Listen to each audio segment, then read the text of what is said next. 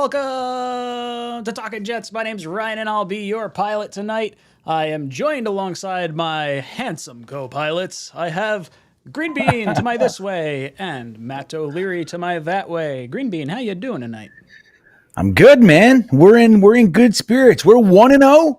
I know Jets fans are unified in our confidence in the team that we watched, going down to Philly, stomping them into the ground, coming out with the victory. We're in a good mood. Matt, how excited are you today? Oh, I am in the greatest of spaces. Once again, waiting for Twitter to get notifications on a surgery or an injury. Just gotta love it. And things coming up Jets today for a change. Well, boys and girls, I am very excited to be hanging out with you tonight. So if you're on your way into the stream, make sure you hit that like button. For those of you that want to get entered into our t-shirt giveaway, all you have to do is retweet the stream. And if you want to get entered into next week's giveaway, leave a comment down below. And you could be picked for next week's t-shirt giveaway if you're watching after the fact.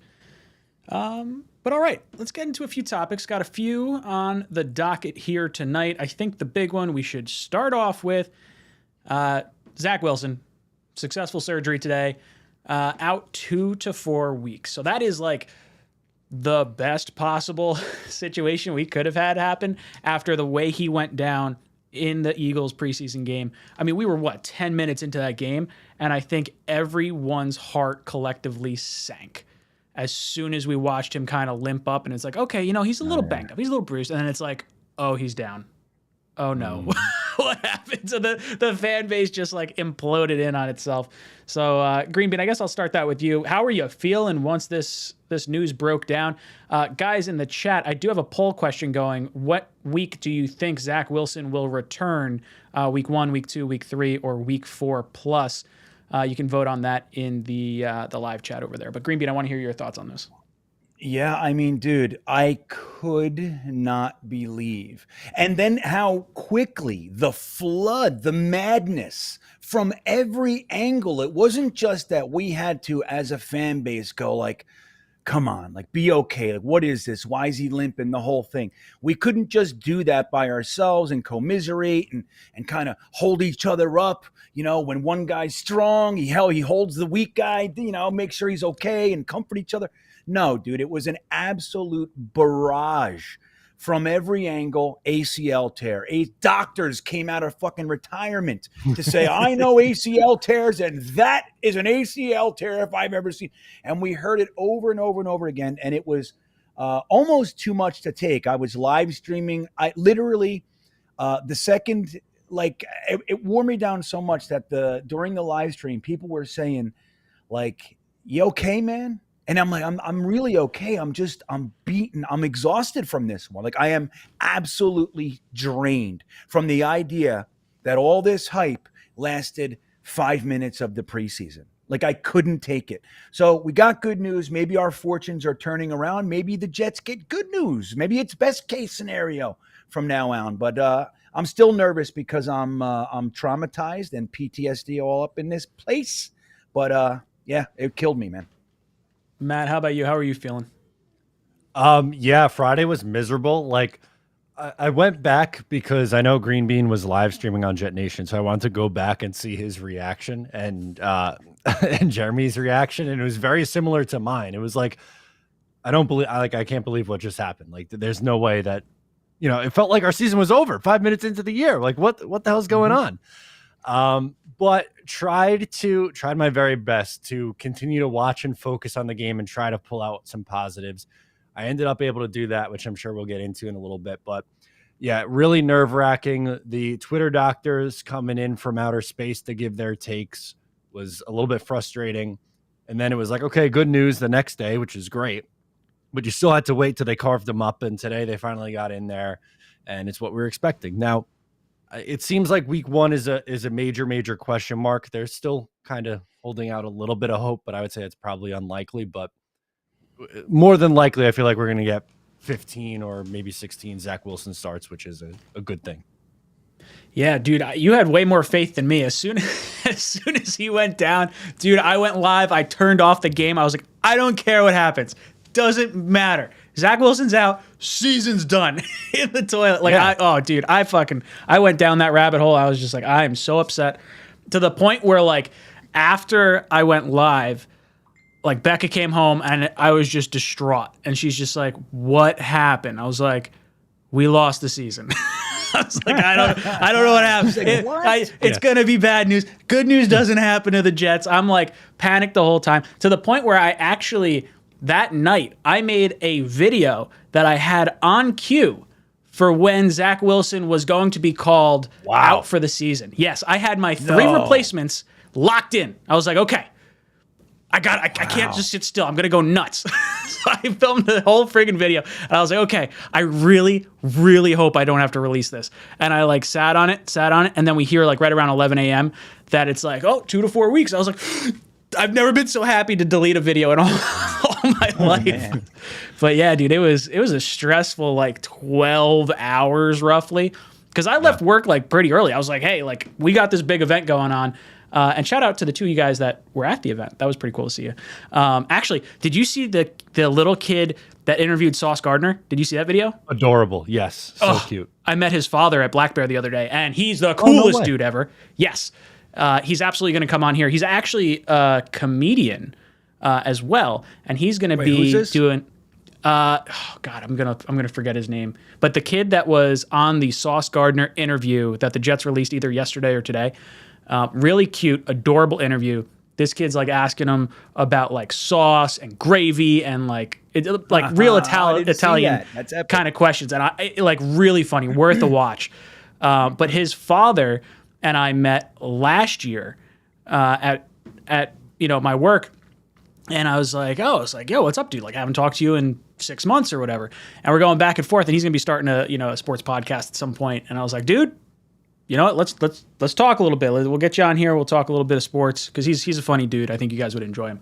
And actually, later on today, I think in the second hour, we're gonna have a Brett in because we have to talk about the Dwayne Brown signing as well. And Brett is one of our West Coast buddies who's gonna be jumping in for his breakdown on Dwayne Brown and the stuff he knows because he's out west, so he hears all the news about the 49ers and the Seahawks and everything going on out there. So a little bit of potential inside knowledge.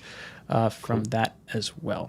But yeah, dude, the whole Zach Wilson thing, the out 2 to 4 weeks, I think it is going to be very hard for me to believe that he's going to be back for week 1. I think the speculation of them, he might be ready for the opener, is them just trying to push as many tickets as possible. Because I'm sure the Jet ticket office was sitting there and they're like, okay, yeah, we're doing all right on season tickets. There's a lot of hype around this game. And then like Zach Wilson goes down, they're like, call everyone now before they find out. This is what's gonna happen. Like they probably panicked, much like all of us did. But yeah, dude, it's rough. And like, how are we feeling going forward? Like, do you think he's here for game 1, Green Bean, or when do you think we actually see him return? Well, let me backtrack this for a minute. There was a lot of good stuff there, Ryan. Sorry, word vomit. No, it was good. I'm just, I want to comment on something.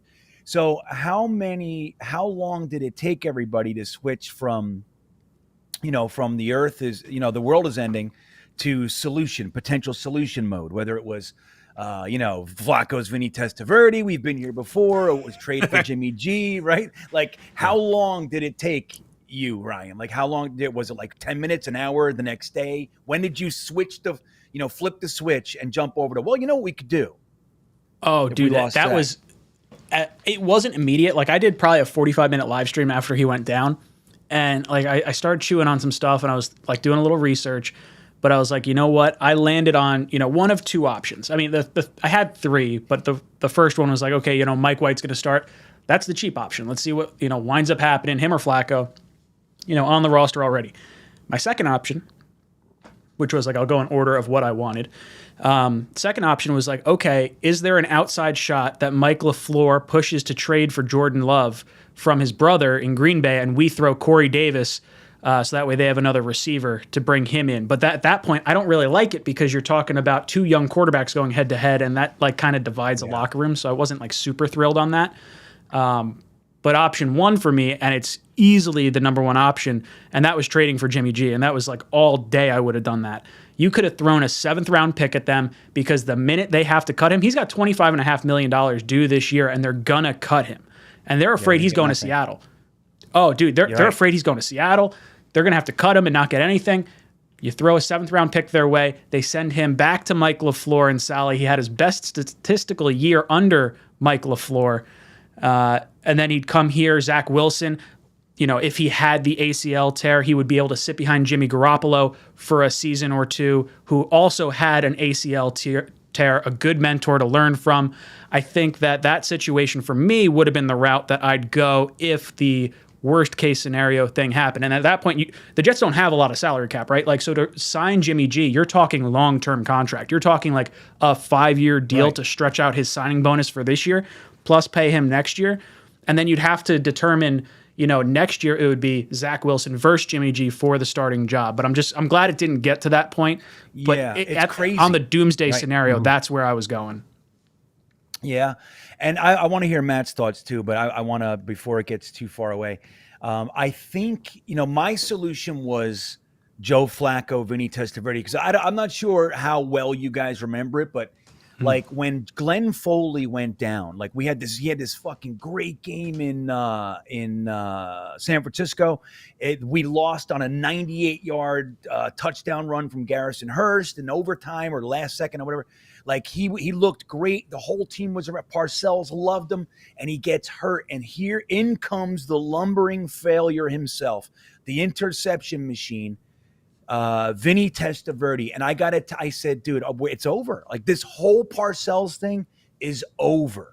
And look what Vinny Testaverde did. So I flipped the switch. I didn't want the $25 million from Jimmy G because what you were saying, it got too complex too fast. And now we got 2 guys in the team. They were all wearing Zach Wilson time Man of the Year shirts and the whole thing.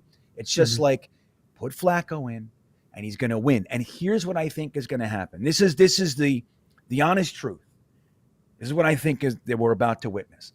I think that unless Zach, this is really a 2, not 4-week thing. If it's 2 weeks and Zach gets at least, but optimally 2 weeks of practice in, he will start week 1. If he doesn't, and he's even touchy tender, they're going to go with giving Flacco the first real opportunity to get revenge. He's got the team to do it, man. This offense is stacked. Let's be real.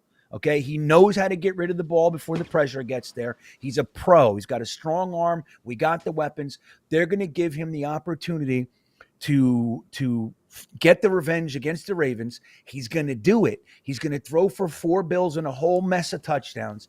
And then week 2, Zach's going to be ready to come back, and the outcry is going to be to keep Flacco in there in his Vinny Testaverde role.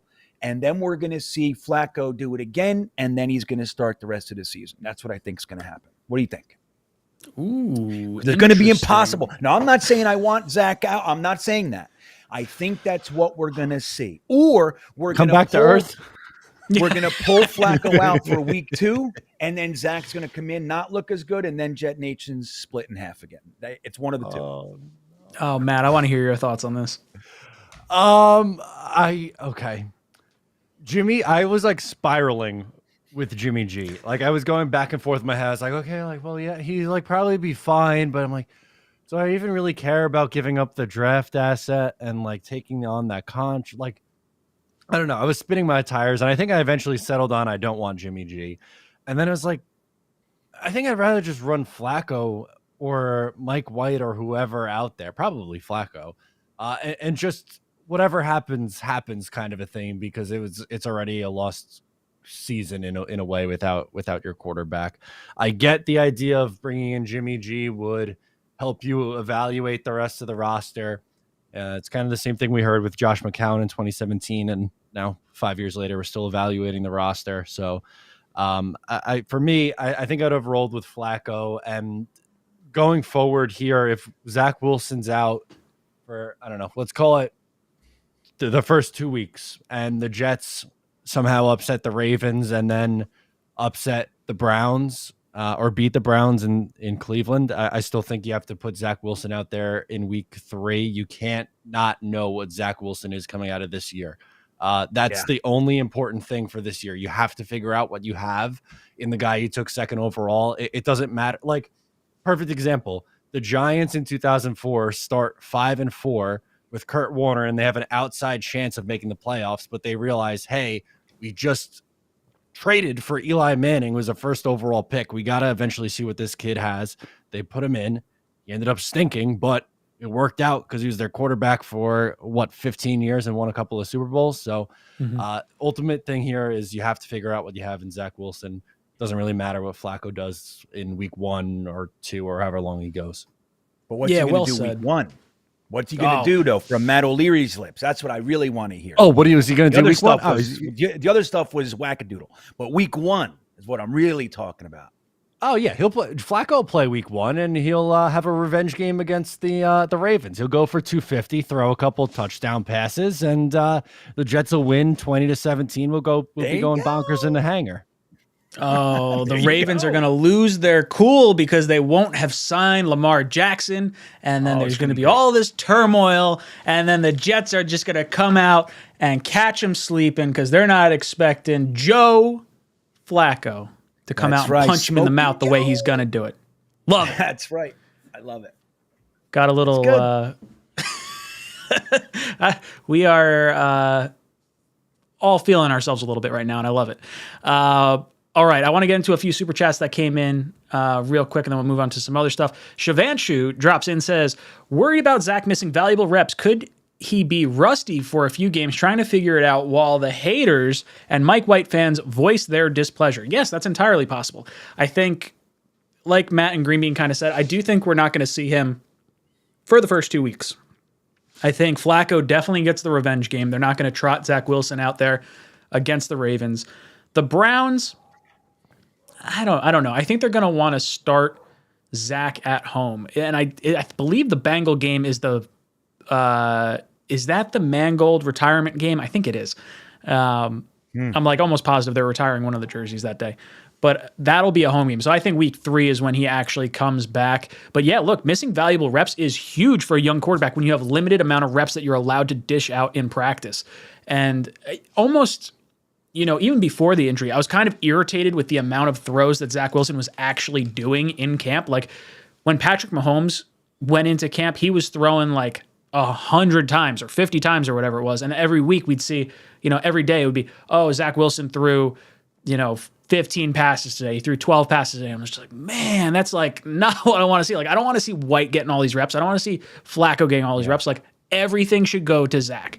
I don't care if we lose some games because a 15-year vet is unprepared or, Mike White sitting third string is rusty or something like that.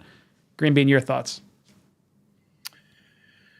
Well, I'm with you, Ryan. I mean, like when it boils down to it, and Matt nailed it too. Like the truth is, like all the swirly craziness aside, right? Like we can have our fun, we can think, we could imagine, we can have our sadness, however you look at it, right? When it boils down, like we got to know what Zach is this year, and even if Flacco comes in and lights it up, if Zach's 100% for game 2, that's what you want your backup to do. You want your backup to be able to come in and win one game. You want him to come in and win 2 games if he has to. If it's week 12 or it's week 1, you want him to be able to come in and win. It just so happens that it's against his former team, which could, it could raise the stakes for him and make him that much more driven, which is positive. But I think all the snaps need to go to Zach, and all the consideration needs to go to Zach. He's young. He's got, one of the stronger arms out of the young guys in the league. And I mean, he looked nervous to me on Friday night. He looked unsettled, probably because, he knew he had Max Mitchell in there and some Chummy Doug action. And he's like, I'm going to get killed. So I'm going to get this out quick. And he looked, we didn't get all that much time to see him. So basing our season, observation on what we saw is difficult. I understand people where the sky is starting to fall. I do understand it. I don't let myself get there because we didn't see shit. We didn't see anything. Is that if we played another drive or even finished that drive, we could have seen, 3 beautiful passes and a touchdown, and everybody's nerves would have calmed down. We don't know. So, but I agree with you. I think Zach is the guy, and I think Flacco's job is to come in and win the game. He's a number 2 quarterback, and when he comes in, he needs to play well, win, and when Zach's healthy, he needs to come back. And at the end of this year, if every time Flacco's in, he throws for 250 or greater, and every time Zach's in, he throws for 200 or less, and we're losing, then we know. Yeah, no, beautifully put. Right, Yes, thank you. Flight Right says, you guys make me look forward to Tuesday nights. Good job, guys. Thanks, Flight. Means a lot. Right on. One of our members, Manny Roman, sorry, words are hard right now, says, always look forward to Tuesday night stream. Let's go, Jets. Thank you, dude. Always appreciated.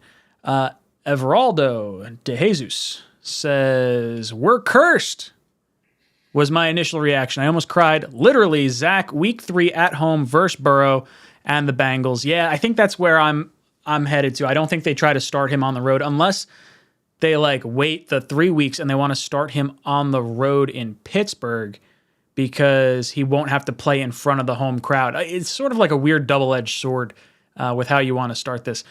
Matt, your thoughts on when Zach should start? Does it matter home or away or type of opponent? How are you kind of feeling with this? No, I don't. For me personally, it doesn't matter to me, home or away. I don't really care. For me, it's when is Zach healthy and then mentally ready to go. Because I think it was Green Bean earlier was saying that he needs some practice under him. And you're right. If Zach Wilson's cleared on Friday and the Ravens game is Sunday, I don't want him to play with 2 days of prep. That's going to be horrendous. So then at that point, I would say, okay, you wait the extra week. So it's kind of dependent on when he's clear and ready to go. But just my guess is I think it's going to be Flacco in week 1, and I think he could be ready for week 2 on the road in Cleveland. All right. Brian, I'm going to jump to your super chat, and then Gabe, I'm going to get to yours since you guys threw some nice numbers our way. He says, I'm the minority on this one, but I want Flacco to start the year and for Wilson to sit next to the floor every game when he's not rehabbing and get ready to come back to a team that has developed around a veteran quarterback. Oh, Brian, I completely disagree. If there was a situation where Zach was knocked out for the year, I have no problem with him sitting and learning behind a Jimmy G, a Flacco, something like that. You have a full year with a talented roster around him. You have to know at least sort of where Zach Wilson is, and then you can determine if you want to bring in a veteran next year to battle alongside him. Green Bean, your thoughts on what Brian's saying right here? Well, look, Brian says he started it with I'm in the minority. So be ready, Brian, for all the stuff we're about to say. Okay. But I do understand. I think there's logic to that argument. I'm a big fan of the older mindset, which is, you bring a quarterback in, a young guy, he sits for a year. He holds a clipboard. He comes in if necessary. And then year 2 or sometimes even year 3, they come in and they are ready. They know the system inside and out. They know the guys. The team respects them. The coaches have confidence. It's different. It's a different era. And for good reason, because the CBA kind of pushed us to what we're seeing right now with this 5-year window and all the other, all the contracts exploding. You really got to capitalize that before you got to pay your quarterback anywhere from $30 to $50 million a season. So I think that's wasting time, Brian. While I get it, we're talking about Zach finally understanding what Zach is or getting him on the field in year 3.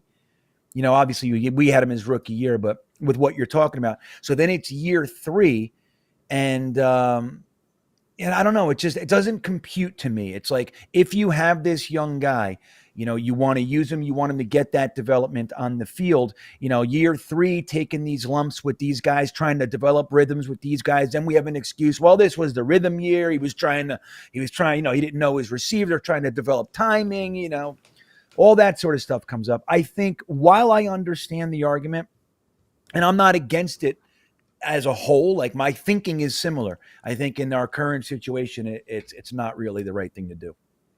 Brian says Finney and Flacco insert Spider-Man pointing meme right there. So I do enjoy that. But Matt, I want to hear your thoughts on Brian's comment here. No, not for me. Flacco is fine as a spot starter, right? Like I'm comfortable with him coming in for a game or two, but we're just wasting time at that point. Flacco is not a long-term answer here. The roster isn't at a point where they're ready to compete for a Super Bowl anyway. It's a developmental year, and you have to see what you have in your 23-year-old freaking quarterback who you took second overall. You're wasting time if he's healthy and he's just sitting there. Gabe drops in and says, Ryan, congrats on your new girl. Thank you very much. Green Bean, congrats on your new house. Green Bean says, thank you. I'm not putting any more money on the Jets wins over 5.5. What bet do you like? Lions under 6.5, Giants under 7, or Dolphins under 9? I mean, I don't trust the Giants at all, but that division is brutal. You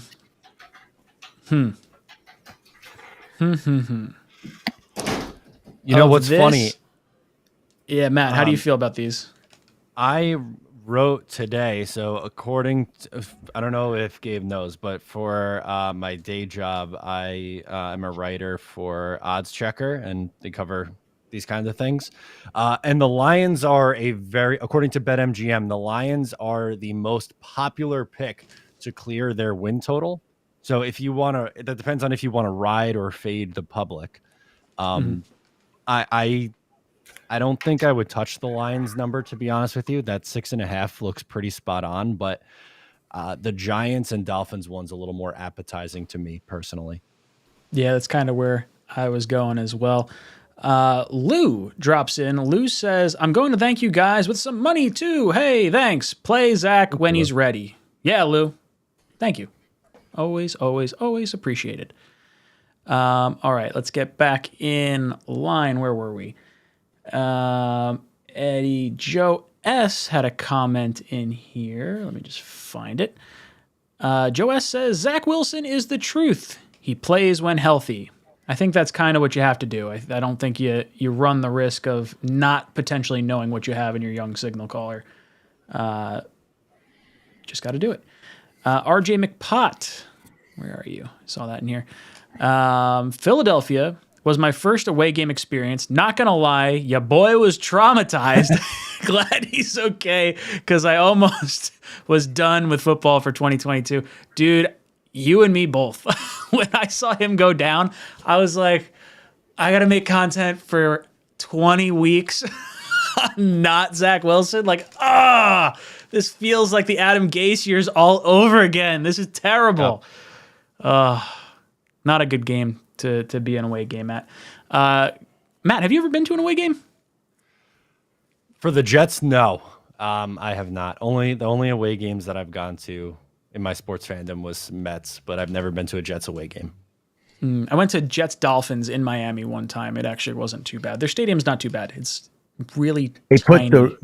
They put the roof on it now, which is nice. It actually covers the fans for the most part, and it leaves the field in the weather. But that's the thing. That stadium, man, I've seen 10 Jets games in there, like almost 10 years in a row, 9 years in a row. And it was brutally hot, like oppressive. Like third quarter, you're like, I got to go. You know what I mean? I can't do this. Well, you go up into the hallway and watch it on TV. You know what I mean? That kind of stuff. But yeah, so they put that roof on it. I think it's changes everything down there. It's nice. Yeah, I saw a game down there around the first week of November a few years back. So it's a little bit cooler. It wasn't quite like the preseason September, like sweltering heat in Miami. Like that would suck. Green Bean, I know you've been to a few away games. Any good or bad experience?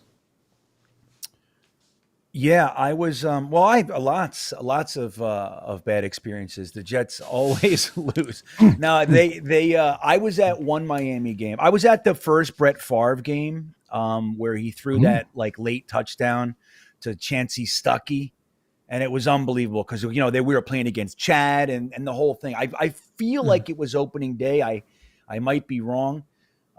If not, it was very early in the season, right? It was opening day. Yeah. So, I was out in the parking lot And I was talking to lots of Dolphins fans, and they were saying, like, you shouldn't have let Chad go, man, for the old man, and blah, blah, blah. I'm like, yeah, well, look, Chad, I love Chad. I mean, I'm a huge Chad fan, but, there's a reason they let him go. I said that whole thing. But when I went in, I was like, please fucking beat him. You know what I mean? Like, don't make me do this. And Favre pulled it out with, like, one of those miracle Favre passes, threw it up, and Chancey Stuckey came down with it. So that was really good. But I was at another one where the Jets lost at the end. Very, very good game. I think it was Rex Ryan years, maybe 2010. Like, we were a very good team, but they ended up beating us. And the energy in the stadium soured. It was so intense.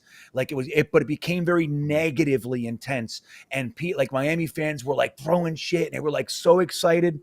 But they didn't know how to Monday handle night it. game, right? Yes, it was. It was nighttime. And Yeah, I was with that. my son. My son was probably 6 or something, like 5 or 6 years old. And I felt it. And it was like, okay, look, we're losing this game. Like, I think the Jets had like a minute to get back. We're losing this game. I already know this.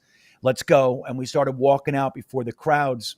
But out in the hallway, it was so violently tense that people were like, I was in my Jets jersey, and they were running at me, and they saw my son. And like, that was the reason that they stopped. It was like this, like, I was on such high alert, like you could feel it, man. The hairs on the back of my neck. And my son kept saying, like, what's going on? What's wrong? And it was like, it was weird. And there were a whole bunch of fights that night. And I ended up getting out of there because I had a 6-year-old. You know what I mean? I didn't have a gray beard or anything yet. So I wasn't like this guy. I was like a young, I was more fit, probably a little bit more. I had actual muscles and stuff. So I could have been a guy to punch in the face. And, but that, to their credit, nobody hit me because I had this little boy. So they were like, they just they would say, Jets suck. And I just, let's go. But my son even said that. What's going on? Like, what's wrong? I'm like, we just got to go, buddy. It's okay. You know what I mean? We just got to go. Dude, that's the worst for like an opposing team. Like, you really, you think about it, you're like, oh man, this is a kid's game. And like, people take this stuff really seriously. I mean, hey, I'm a victim of it too. I've been like, screw you, like yelling at a opposing team's fan, like in the stands. But like, it can get definitely a little touchy, especially if the teams are pretty good. Lou drops in, says, cool, Joe Cool, thump thump, Joe Cool, thump thump. Thank you, Lou. He's talking about Joe Flacco. Sir Robin drops in with a $2 super chat. I didn't see anything attached to it, but thank you all the same. Aaron says, regardless of how Flacco does, Zach will play the rest of the season. Green Bean, any thought to? Well, actually, Matt, I want to ask Matt this question because I think Green Bean, just talk too long. Yeah, a little bit. Matt, I think Green Bean what do you? Matt, what do you think? Is there any situation where Flacco plays longer than when Zach Wilson is healthy? No. So I'm gonna keep this relatively short, and then I have a great story that I wanted to share that Green Bean kind of reminded me of. It makes me almost look like a villain, which I feel like is kind of rare. So okay, yeah. So we'll get to that in a second, but just quickly on Flacco, like I've been saying, man, like he's fine in a game or two pinch while Zach is recovering, but you have to come out of this year knowing what you have at the quarterback position. We can't go into 2023 and be wondering if Zach Wilson's the guy or not. As far as this story goes, okay, so this is good. I may or may not have made a younger fan of an opposing team cry at a Jets game. What a jerk! Matt, I thought it was in good fun. This kid, I didn't say anything egregious, but me and my good buddy Kyle, he had season tickets, and I would go to games with him all the time. And this was Darnold's rookie year, 2018, against the Packers. Great game. They lost, but it was a fun game. And the Jets it was a back and forth game, and later in the game, the Jets go up. And he wasn't like a young kid. I would say like maybe 13, something like that. Oh, just old enough to make cry. Totally fine. Totally justifiable, Matt. Yeah.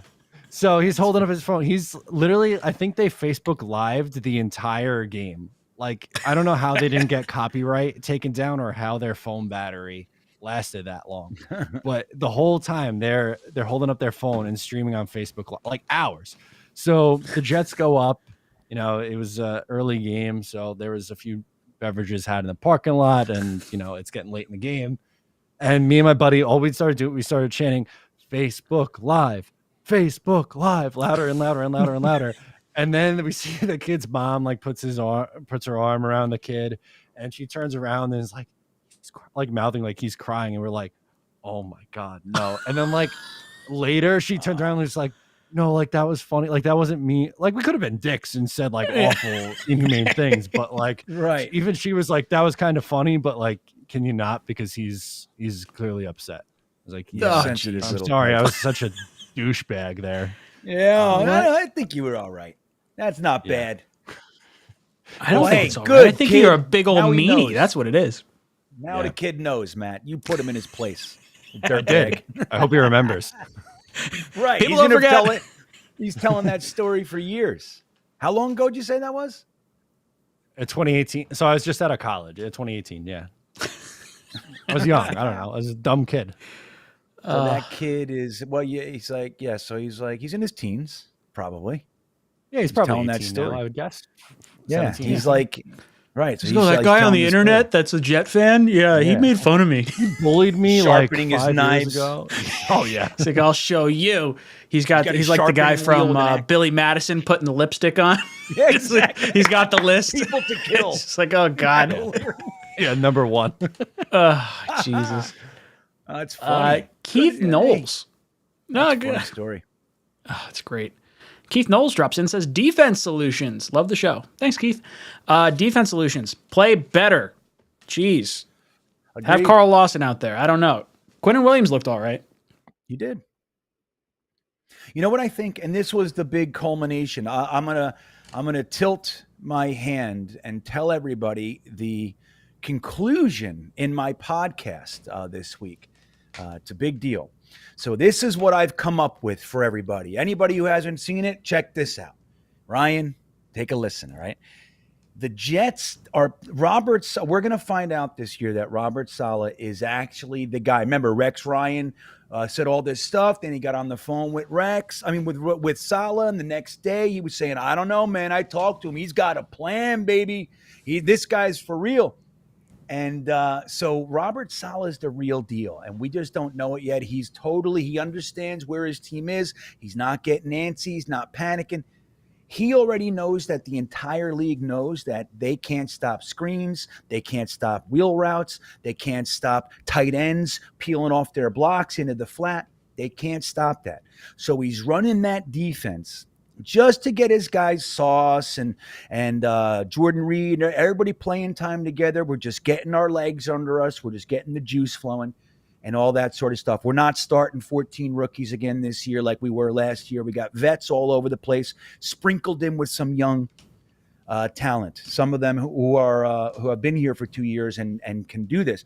So he knows everybody, thinks that the Jets can't stop it. He's going to run that defense all preseason because it's going to give the NFL the idea that this is what he's doing here. This is what he's trying to do, and it's just not working. He's going to take some heat. He's going to defend the scheme. He's going to say it's not the scheme and all this shit. And then week 1, we're going to see our real defense, which is blanket coverages to give this demonic pass rush that we are building here the ability to get 5 to 10 sacks per game. That's what's going to happen. Sacks and picks. That's what we're going to be calling this thing. Saleh playing chess, baby. What do you think, Ryan? Huh? I think Sauce Gardner was in 14 coverage snaps on Friday night and didn't have one target thrown his way. He continues his dominance. But why they didn't have to? Everybody else was wide open. Everywhere else. That's all right. If they're not thrown at him, that means they don't want to. They're afraid. They think he's a challenge. They do. He's the one. There were guy, definitely right, issues.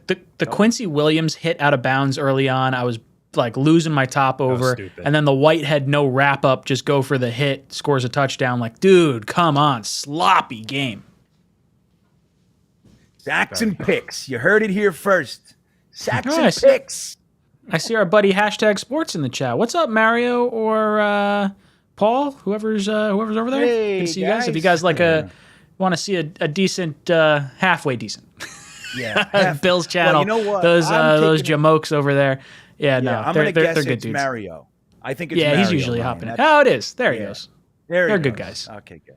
Throw him a sub. They got some good Bills Yeah. content over there. Joe S says, Vinny had Parcells. Wilson has Salah. Enough said. I don't think there's enough said. I don't know if that's the Yeah, thing we that's don't know going to what win that it for means me. yet. But let me say, we're going to find out that Salah is an advanced head coach. That's it. We're going to find it out this year. We're going to shut the Ravens out. It's going to be a bloodbath with Flacco. I hope so. Euphoria says, we all want to see if Zach is the truth, of course, but we need to start getting wins with this roster and staff, with or without Zach. That's exactly where I was with trading for Jimmy G. Like, I feel like if Zach wound up going down for the year and you were like, hey, yeah, we're just going to roll with Mike White or Joe Flacco, like, energy's sucked out of the stadium. Energy, this roster that was built to try and win now, not even just win now, but like be competitive with Zach, and to like waste a year of those guys' career would have been really rough. I think you make a move for like a Jimmy G or something like that. That tells the rest of the roster, hey, we're not screwing around. Like, we're winning games this year. That's happening. Like, so I think that's why I was so on board with the Jimmy G thing. But yeah, dude, I completely agree. I think you have to see some wins. I mean, ideally it happens under Zach Wilson. That's really where we're kind of all at this point. King Choice says, do you guys think Zach still has that hero ball mentality? I like Zach, but I'm hoping he doesn't have that trait. It's going to drive Jets fans crazy. I'm hoping that our offensive line, when we have two starting tackles, because we didn't have Fant and we didn't have Dwayne Brown out there as our tackles for the first preseason game. So I'm hoping we develop more holes for the running backs to get through, so that way we don't have to rely so heavily on Zach Wilson. You did start to see a little bit of that connection that we were hearing about in training camp and hearing about at the green and white scrimmage with Zach Wilson and Conklin. I think you'll continue to see him be featured a little bit more. It wouldn't shock me if Conklin wound up being wide receiver or tight end one for us when it's all said and done. Matt, what do you think? You think Zach Wilson's playing hero ball still? I mean, it felt like he was in the first game of the preseason. That's what trying to fight for those extra yards was. And on the Jet Lounge yesterday, I had questions that were similar to this when I was on, and they were saying that it wasn't selfish. He was just trying to play football, which is true. But I think it's also important to know that there's a time and a place for you to make those kind of decisions. Week 1 in the preseason, you run out of bounds or you slide. In the fourth quarter in a playoff game, yeah, you're trying to juke a guy and go for the extra couple of yards. But you just got to know there's a time and a place for everything. And Zach got hurt trying to play hero ball. It is what it is. Zach Ambrosio, thank you so much for joining the channel, brother. Looks like you've been a member for a little bit now. But boys and girls, drop some JETS in the chat. You can throw some other letters out there like Iowa and Jets fan just did. I love seeing it all the same. Lauren Shorty drops in, says, what did you guys think of 𝐒𝐿 Clemmons? Oh, this guy's got a high-end motor. He doesn't stop. The last play of the game, when he blows up the left guard, goes running after the quarterback, like he's sprinting to the sideline. This game's like over. He is like still going at it. I love it. I love everything about 𝐒𝐿 Clemmons. He's everything I want out of a Chuck Norris meme in a form of like the Terminator on the Jets. Yeah, I'm a big fan. I think this guy has shown more flashes right now based on his expectation level, being that, 4th round pick or whatever he was.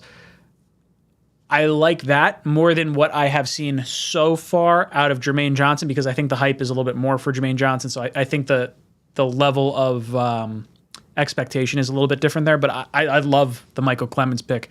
Green Bean, what are your thoughts on what we've seen out of 𝐒𝐿 Clemmons so far, and how are you feeling about him? Dude, he looked awesome. I mean, he's fun to watch, and he was playing against the seconds too. So he got some of his. He played 30 snaps, if I remember correctly. So he was in there with over a wide scope, but he was getting that pass rush against good guys, man. Like and that's the thing. I think it was David Wyatt Hupton that talked about it. Who, if you guys haven't, if you're looking for a good Jets, right? He's a good one, man. You know, he's never dramatic or anything, but I enjoy him. But he said, like, the thing is that, you know, if that's your answer to Michael Clemens' dominance, because he dominated that game, he was everywhere. And, you know, look, even when he didn't make it home to the sack or the tackle, his pressure was felt. He was all over the place, and it was really great. But the thing is that he's a 4th-round pick, rookie.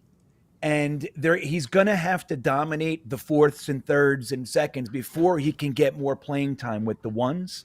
And I think that's a really good way to say it. Like, that's what we want to see. When you have one of your guys that you're hoping can make an impact this year, and they're in there playing against the 3rds, you want them to dominate. You want them to look like those guys shouldn't be on the field with him. That's what you hope to see. And I think to some extent, we saw that, man. Michael Clemens looked strong. He looked, he was able to at one point I saw him actually, with his burst, actually get around the tackle. I mean, so he's got some speed rush, potential. He's kind of a one-trick pony as far as, he's a bull rusher, but he showed that they're working on some other things with him.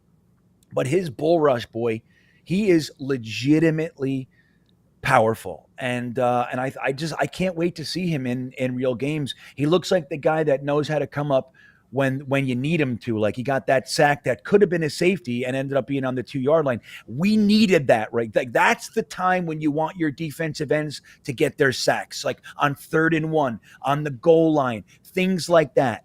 Quinnen Williams has a little bit of a knack for that, and Michael Clemens had a little bit of a knack for that. And I think that could dude, I would love to see him develop into that guy. So I guess we'll springboard off the Clemens comment to Landon's comment here. Which D linemen are you keeping and who are you cutting? We've got a very deep defensive line right now. We've only had to cut down 5 roster spots, one of which was Mekhi Becton getting shifted over to the IR. And then I believe we gave up a defensive back, lineman. What were the other ones? Rashard Davis, wide receiver, and... Yeah, hold on. Was there a D-line? I don't think there was a D-lineman in there. No. It was defensive back. Yeah, Luke Barco, offensive lineman, Derek Kelly. Defensive end, right? Oh, no, you're right. Oh, it wasn't defensive end, Tommy Ward. Yeah, I think... So when I'm looking at our defensive line, Sheldon Rankins gets you some cap relief. So if they think there's some depth that may offset the talent that Rankins has, then I could see them maybe moving on from him. Then I think you probably have to look at, is Martin and Ane, are both of them still on the roster? I think they are, because Martin, I don't think is going to go anywhere. They really like him a lot. Yeah, I like Jacob him. Martin. They paid him. He's here. He's staying. Yeah, he got guaranteed. I think money. Curry is likely to get cut. I think he's one of those guys that's a little longer in the tooth, and if push comes to shove, they'll take the guy with upside at this point, as opposed to, maybe a little bit more veteran presence in Curry. Matt, any thoughts on who the Jets are going to move on from defensive line-wise? Yeah, so I just pulled up the Our Lads unofficial depth chart, and they have 15 guys on the defensive line right now. So I'll run through them all quick. Lawson, Martin, Clemens, Zuniga, JFM, Solomon Thomas, Nathan Shepard, Quinnen Williams, Sheldon Rankins, Jonathan Marshall, Tanzel Smart, Jermaine Johnson, Bryce Huff, Vinny Curry, Ane. So that's your 15. Wow, we got a lot of depth. I like Huff a lot.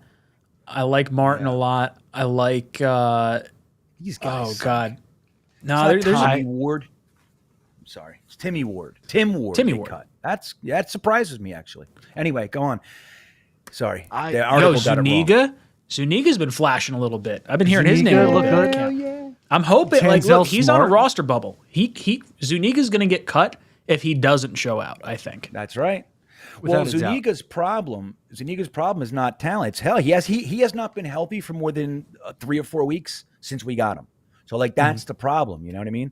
You can't keep it going because he comes out, has a decent game, and he gets hurt, and he's out for 3 weeks. You know what I mean? That's his problem.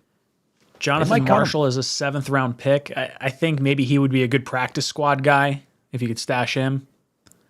Yeah, my gut right now is saying Zuniga, Shepard, Curry, Anai, and you got to find one more. I don't think you can carry 11. I would think you'd have to cut 5 and carry 10 defensive linemen. Yeah. I would move Rankins, I think, at that point. I think I'd take the cap relief.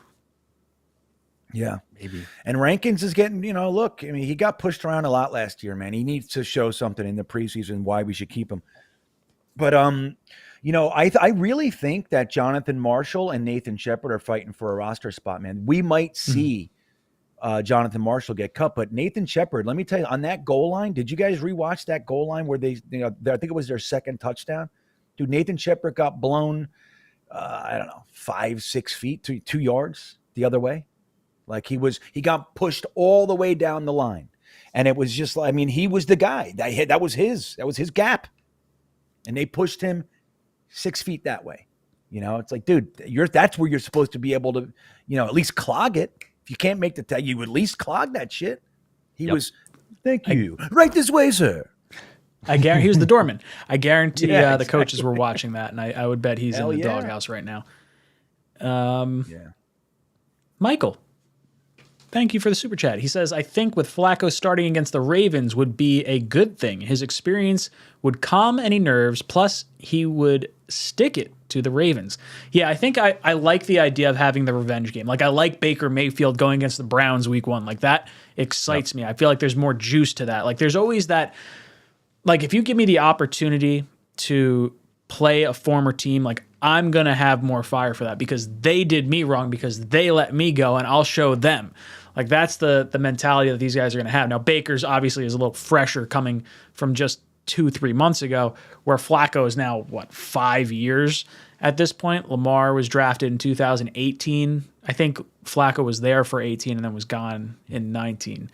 But hey, I'm looking forward to it. I think at the very least, you were able to see last year not Zach Wilson, but you were able to see Mike White, Joe Flacco, and Josh Johnson in Jet uniforms perform well with our offense with Mike LaFleur. And then you got to see the Senior Bowl quarterbacks with Mike LaFleur coaching the offense there.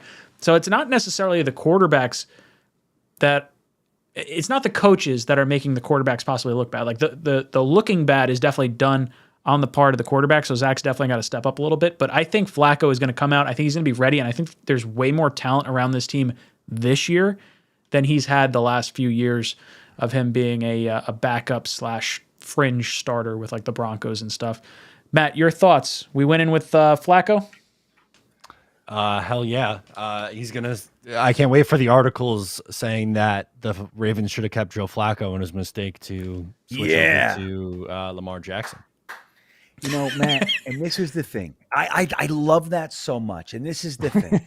When that happens, so we just got the best case scenario news for Zach.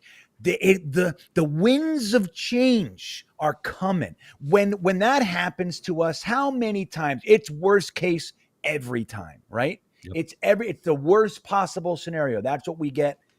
We got best case scenario. And Matt O'Leary just hit it on the head. That's what the articles are going to say. Ravens make big mistake cutting. What am I going to call him now? Jungle Joe. I don't know. Some shit like that they'll put in there. Jumping Joe Willigan. Fancy feet Flacco. Some alliteration like that, right? And all that good stuff. I suck. I lost it. But you know what I mean. Love it. Boys and girls, we got over 500 people in this live stream. Hit that like button if you're enjoying the stream. And if you want to get entered into our t-shirt qualifier, if you're watching the stream after the fact, all you got to do is leave a comment down below this video. If you want to get into it for tonight, the end of the night, we're going to be giving away a shirt, one of the wide receivers covered in sauce, or maybe a MILF shirt, something like that. All you have to do is retweet this stream. Head over to the Jets Talk 247 Twitter and retweet the Talkin' Jets stream. Who's up next? We got Brian coming back in. Brian says, Yo, Green Bean got tossed for fighting at Marino's last game, 1999. Marcus Coleman, pick, touchdown, Monday Night Football. Bring it. I remember that game. Yeah, I remember that. Marcus Coleman, baby. Yeah, well, I'm sure whoever you got into a fight with deserved it. I'm positive, confident. Absolutely. I completely agree. Good for you. Everaldo says, hit that like button. Thank you, dude. Yes, sir. See? Trying to help the cause. Love that. Zach 𝐒𝐫𝐞𝐫𝐲 says, how do you guys feel about zone coverage the Jets played? I think I'm not looking at defense so critically right now in the preseason because everything's going to be vanilla. But I really didn't like what I saw from the starters of the Eagles just running it down our throat and us making mistake after mistake. Yeah, didn't love that. But I do think with a strong pass rush that we're expecting this year and zone coverage, I think we'll see more interceptions because the secondary is vastly improved from where it was last year, along with our pass rush. So we'll get the strip sacks, and I think we'll get some interceptions that we otherwise, didn't get to see last season. Green Bean, your thoughts on the defense? No, it wasn't a fun time watching what looked like an identical carbon copy of what we all complained about for 17 games last year. It wasn't fun to watch. Now, I have a theory. I don't know if you guys heard this about what's going on with the defense. Did I tell you guys yet about what Salah's playing? I did. I told you. I spent 20 minutes on it before. But I can't repeat myself again, but I do say it in the podcast, and I said it here before, Zach. It's like I really think that the whole idea that it's vanilla and we're not showing anything, I think it's even more so this year. I think that I'll tell you this: if it's not that, if they're not gonna roll something significantly different out week one, we got big problems, and I hope that's not the case because it was ugly. We couldn't stop the same things as last year, so I hope they can fix it. Matt, any thoughts on the zone coverage that we saw in the first preseason game? It was pretty soft zone, but I will say that it's the preseason, so let's pump the brakes a little bit. And they were also, I believe, missing like half the starters on the defense, so it wasn't really even the full starting defense. So, yes, it wasn't pretty, but also at the same time, there was a reason for it. So both things can be true. Let's not panic yet. That doesn't fit my narrative, Matt. I want to panic. I know. Greg says, Clemens reminds me of the crazy and intense police player in The Replacements. I don't remember which guy that is. Oh, man. Do you know what position the police guy played in The Replacements? I remember the sumo wrestler. I don't remember The Replacements almost at all.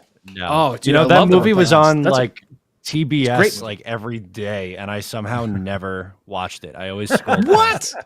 What? Yeah. It's like, I love The Replacements. That's a Keanu Reeves. That's one, the right? Keanu Reeves. Yeah. Shane good. Falco. Chicks dig scars. Falco. Dude, chicks dig scars. Joe Flacco. That's what it was. This is an omen. Thank you, Greg. He was a linebacker is what they're saying. Oh, man, I don't remember him at all. I can't even picture who it was. Now I got to look it up. I remember John Favreau, right? Oh, no way. Dude. Yeah. Really? That's who it was. Thank you. Wow, who dude, good said call. that? Mitch I'm thinking like I'm like in my head I'm like, oh, it's not The Replacements. I'm thinking of Longest Yard with like the warden and the corrections officers versus the convicts and dude, The Replacements is one of my favorite football movies. It's a lot of fun. I love when they're singing in the jail cell. Oh yeah, well, I mean, okay. Which one? Oh, you got Remember the Titans. You got the program. That's a great movie. Remember the Titans is a different genre of movie though. Like that's more like Academy level. Like, hey, there's like deeper meanings. Like Replacements is an easy watch. Like you're throwing that on. That's like I would put Longest Yard probably ahead of The Replacements from like star-studded cast kind of fun movie sort of thing. Yeah, it was fun. The Replacements is like Naked Gun level. I'm not trying to think too hard going into The Replacement. I'm not going to die on any hill. This is not a French fry topic that we're getting into here. Which, if you guys don't know, we had the French fry discussion about the McDonald's versus Burger King, and Ryan is way wrong. I had Burger King fries not that long ago, and I was like, oh, no wonder I haven't had this in a long time. Wendy's fries and Chick-fil-A fries, though. It's where it's at. McDonald's fries rule. I do like a good McDonald's fry. I hate when it's soggy. I like a nice crisp fry. When they do it right, it's perfect. I haven't gotten a soggy McDonald's fry in, I feel like, what is 2 decades. You know what I mean? Like, yeah, they know how to do it. You got to find the right McDonald's. You're going to the wrong McDonald's, my man. You got Dude, I am not. McDonald's is a convenience thing. I am not going out of my way to get McDonald's. Yeah. It's right down the hill from my work, and I will go there. And if it's bad, it's bad. If it's good, it's good. Don't. I'm more of a Wendy's guy for the convenience factor by me. Aaron drops him in the super chat. Thank you, dude. Didn't see anything attached to it, but it's appreciated all the same. Mumtaz, what's up, brother? He drops in. Mumtaz says, I would consider holding Zach back for 2 games. Build hunger, learn, get healthy, etc.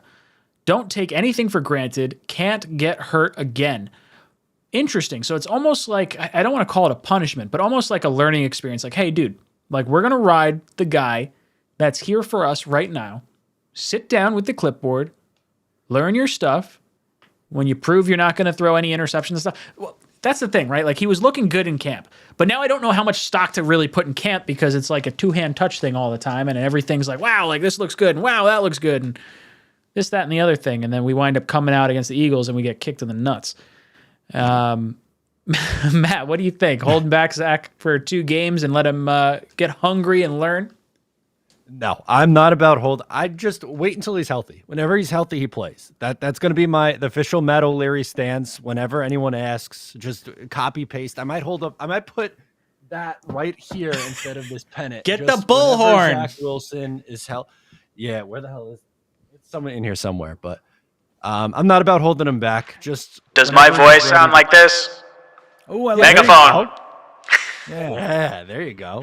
Zach Wilson should start. Thank you. That's super hard to talk into in here. It's like echoing in my ears. Place.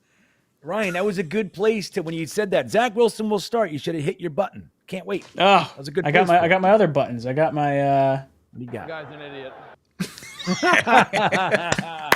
That's good. That's great. It's great. I love this. Gabe drops in. Gabe says, what percentage does Google take of your super chats? What's the biggest super chat you received?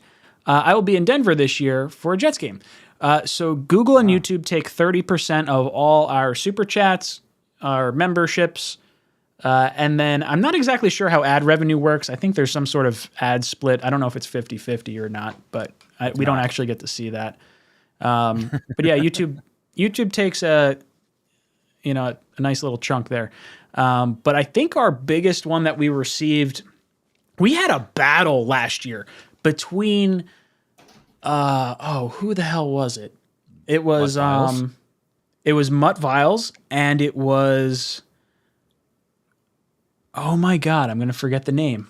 If I saw it in the chat, I would know it. Oh man, but these two went back and forth.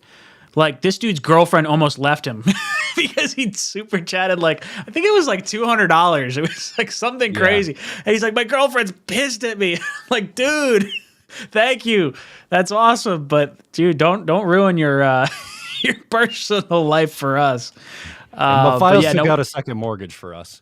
Mutt Files, I'm pretty sure he's paying like a solid 5% on the super chat that he threw in. Mutt Files has got to be one of the all-time, like him and Mumtaz. Those two have definitely put in a lot. Remember that night with the battle? Did you just say that? Who's the other person? It was Mutt Files. I can't think of the other name. Yeah, that sucks that we can't remember him. I know. I have to go back and look at it. I'll know it as soon as I hear it. But dude, it was like back and forth, and it was like we're sitting there like, wow, $20, wow, $50. Then it was like 100, 150, 200, and it might have been 250 was like the top one. But I was like, oh my Lanta, like this is bonkers. Hey, Hawk said his name is Elon Musk Viles. That's pretty good. That's good, Hawk. I love Elon Musk Viles. So can I say something? I want to put this out to everybody. Thank you, Ryan. Today is Hold the on, day. wait, before you say something. Okay, Steve what do Gillingham you got? says MILFs love stiffies. Oh, with the thing? Yeah, that's With pretty the good. letters. Oh, I missed it. Oh, there it is. Sorry. All right, Green Bean, go So on. today is the day we're supposed to find out about the finalists for, the winner of the senior candidate for the Hall of Fame. It's now 9:00, 10 after 9, and we haven't heard. Number one, what does this mean? Number two, does anybody see it anywhere? Like, can we got like 500 people in here. Can you guys scour? Can we keep the alerts open? Can you tell us like what's happening with 𝐒𝐞𝐞𝐫𝐢? Does this mean that they're like physically wrestling like Gary Myers is and Peter King are saying it's got to be 𝐒𝐞𝐞𝐫𝐢, and some little nerd is saying I don't like 𝐒𝐞𝐞𝐫𝐢 because he was not good or something like that, and they're physically holding him down, and like what's going on in this meeting today? Like, when are we going to know? Today's the day. He's got to get in today, guys. It's got to be the 𝐒𝐞𝐞𝐫𝐢 day. Today's got to be the 𝐒𝐞𝐞𝐫𝐢 day. It's like, Right? if there's ever a shot, he was so close last year, to not get in this year would be such a shot to the gut. There are some good Duncan says they candidates. voted today, announce it tomorrow. Someone's got to I leak heard it. the announcement today. All right, well, Let us know. That helps, Anthony or Duncan. Yeah, I thought it was. I mean, everywhere I read it said was maybe they make the decision August 16th, so maybe it is they announce it tomorrow, dude. Jet Nation's gonna melt if 𝐒𝐞𝐞𝐫𝐢 doesn't get in there this year. Like you said, he was second last year. He made it to number 2. Who came in there this year that pushes him backwards and or and leapfrogs him? Who? I mean, there were some damn good candidates in there, man. 6-time All-Pros, stuff like that. So it's going to be tough, but dude, it's 𝐒𝐞𝐞𝐫𝐢's year. Like, that's their first time being considered. Some of these guys. 𝐒𝐞𝐞𝐫𝐢's been on deck for years. He keeps making it into the room, into the conversation. They should do it and go, we're tired of talking about 𝐒𝐞𝐞𝐫𝐢. Just fucking do it. You know what I mean? We've been having this discussion for years, How long? and there was like a really big Reddit push at one point where like they actually called like Jet content creators, get on this, start making some noise. We should have been banging the drum. That's really what it is. I mean, we're Dude, preaching to You an know echo what? chamber. Let me tell you something. I actually went back to Reddit. I got that guy's name who wrote that email, and I tagged him in the video and started a thread in Reddit. The moderator disallowed my video. They wouldn't let. I'm like, Self promotion probably is probably what I they get plugged us. my name on Reddit is Salt Instance. They don't know it's me. Now A they whole do. different thing. Like, yeah, Reddit picked my name. I don't know what the hell. Salt Instance. I'm like, okay, I'm Salt Instance. But yeah, so they didn't allow my video, so I couldn't even reply to the guy with some love. But here's the sad part. I put that 𝐒𝐞𝐞𝐫𝐢 video out. I spent weeks like collecting and making sure I looked everywhere for the right stuff, and reorganizing a previously thing. I put hours of editing into it. I got 1,000 views. Nobody cared. I liked it. Well, Matt cared. Thank you, Matt. I liked it too. I'm not I thought it gonna was lie to great. you. I didn't catch it. I'm Yeah, sorry. we can't watch everything. We can't. I get it, Ryan. Shit. No, but that stuff happens, man. You put a lot of effort in, you'll barely crack 1,000, and then you'll do, I don't know, a 5-minute reaction about Zach Wilson banging some dude's mom, and you get 10,000 views. Dude, it's infuriating when you put in a ton of effort into research and stuff, and it's like, oh yeah, no one gives a shit. It's like, fuck, really? Yeah. That's how this is gonna go. It's so true, man. I don't know why. Red that John is. says, remember the football movie Wildcats? Nope. No. Green Bean, do you remember the football movie Wildcats? Wildcats was my high school team. Hell yeah, yeah. The Wildcats was where Goldie Hawn was the coach. Come on now, I'm old as shit. I know that movie. Oh, no.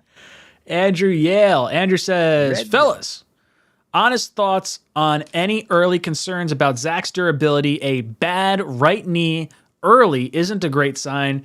If he gets hurt again, then question mark. Wait, let me see this. I saw a thread on Jet Nation that was talking about this, and they're like, oh, durability concerns. And they're like, oh, his shoulder. And I was like, all right, he had the shoulder injury in high school, got surgery in college. But like the dude was throwing dimes his junior year. So like I'm not worried about the shoulder. Busted finger, broken finger or whatever it was in college. I was like, okay, well that's like a weird thing. Like you don't just break bones consistently. Unless you suffer from osteoporosis, which I don't think he does. Yeah. But the knee is a concern. And this is now 2 in a row. And I do think there needs to be a concentrated effort on the part of Zach and the coaching staff to say, hey, maybe we don't cut on this leg just yet. Like, I don't want to put limits on him because if there's limits on him, I don't think he should be playing. But I think he should just be more cognizant of like, hey, I should live to fight another down. Like Peyton Manning and Eli Manning made a damn career out of it. They got down as soon as there was pressure. No reason to take a shot. Live to fight another down, run out of bounds, slide, do whatever you got to do. There's no reason to dive or cut back and try to get the extra yards unless it's like fourth quarter, like lots of stuff on the line. Save your body, dude. It's all right. The fans will forgive you if you get, a few less yards. Don't get me wrong. It's cool as hell when you do get it and you get that wow play. But at the same time, I'd much rather not lose you for an entire season. So dial it back a little bit. Yeah. I mean, and like Matt said before, I think, and it was to answering the question about hero ball. It's like, well, it sure looked like it. He had a couple, really bad throws, a terrible interception. You know what I mean? So where, he's trying to make up for that now. We know he has that tendency. It's the coaching staff's job to, like you just said, Ryan, to like kind of rein that in. And like Basala said last year, make them, play boring football, man. Be smart. Live to fight another day. You don't have to expel everything on one play. But you can clearly see it. I mean, it's his first game. Nerves are back. The whole thing, and that's exactly what happened. And he's trying to make something out of a game where he hasn't looked good yet. He looked pretty bad, actually. Zach drops in, says, how do you guys think Garrett Wilson did during the first preseason game? We haven't talked about his performance yet. I'll be honest, I haven't watched. When I say I turned off the preseason game after Zach got hurt, I turned off the preseason game after Zach got hurt. I was so upset. I don't care. Wipe the slate clean. Didn't even look at it. So I don't know how Garrett Wilson did, but I will say this: there was the interesting comment from Garrett Wilson yesterday, and I put out a video talking about some of his comments where he was talking about how Joe Flacco, because of his veteran leadership, he has the ability to take a little bit of mustard off a ball and he can put a little bit less speed. Everything's not 100 miles an hour. And a lot of fans took that as, hey, Zach can't take a lot off the ball. Like he's just throwing it 100 miles an hour every single throw, which we have seen in the past with quarterbacks, and it's, kind of learning how to do that. They're trying to win with their arm because the delayed reaction between, oh, that guy is open, and like, hey, I have the muscle to get it where it needs to go. Like young quarterbacks are going to rely on that. With Joe Flacco, he was there at one point in his career, and he's beyond that. He understands where the defense is going to be based on which play, and Zach just doesn't have the experience to do that just yet. And do I think it's a concern? Yes, a little bit. It's maybe not easier for Wilson and some of these guys to catch the ball, which is probably, at least in part, a little bit why we saw so many drops last year and in the green and white scrimmage and maybe throughout training camp a little bit.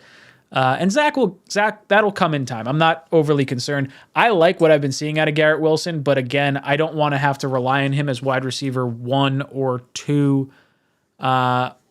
Really, this year, I'm hoping we can or even 3. I mean, I want to see Elijah Moore, Corey Davis, Braxton Berrios as like kind of the guys wide receiver wise, with Garrett Wilson, probably picking it up about halfway through the season or so.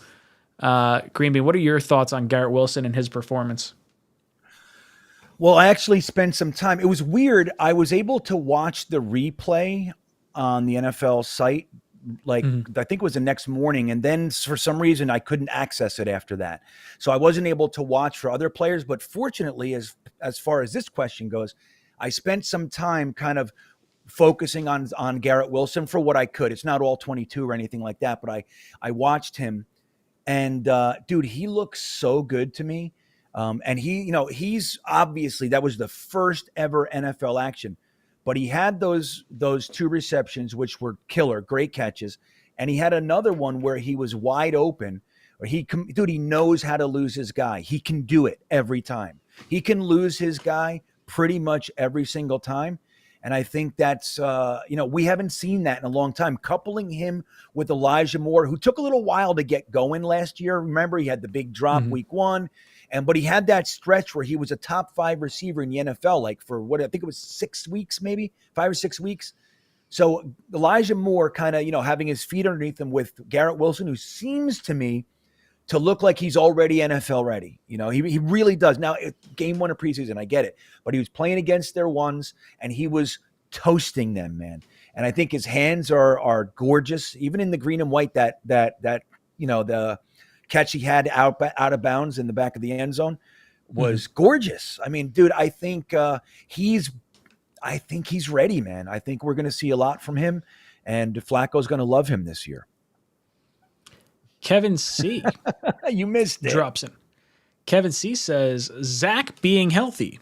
What does that mean? Are we talking about the moment he is cleared by the doctors or after a solid week of practice? I'm concerned about the knee. I would say, let's say he's cleared tomorrow.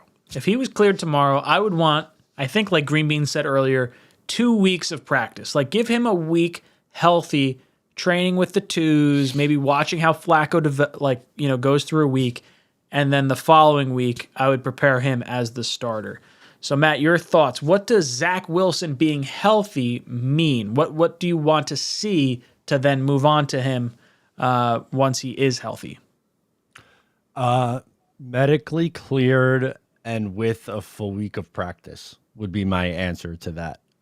So like not cleared on Thursday and then, okay, you're going to be tossed in the lineup on Sunday kind of a thing. Like early in the week cleared, and then you have your week of practice and you're good to go kind of a thing. Green Bean, what about you? You think it's, let's say game happens on a Sunday, he's cleared on a Monday. Is he playing the following Sunday, or you want him to wait another week? This time around, like he misses the whole preseason, I want him to, no, you got to sit. Like you need a solid week that we can see you bouncing around on your knee, seeing everything, seeing where you are with it.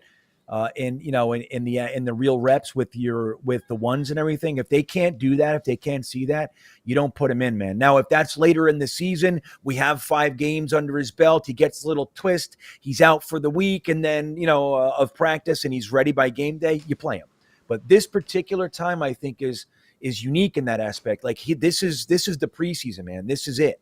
Like this is where he gets to work with all his guys, and that was a scary little moment. I think you err on the side of caution with this one.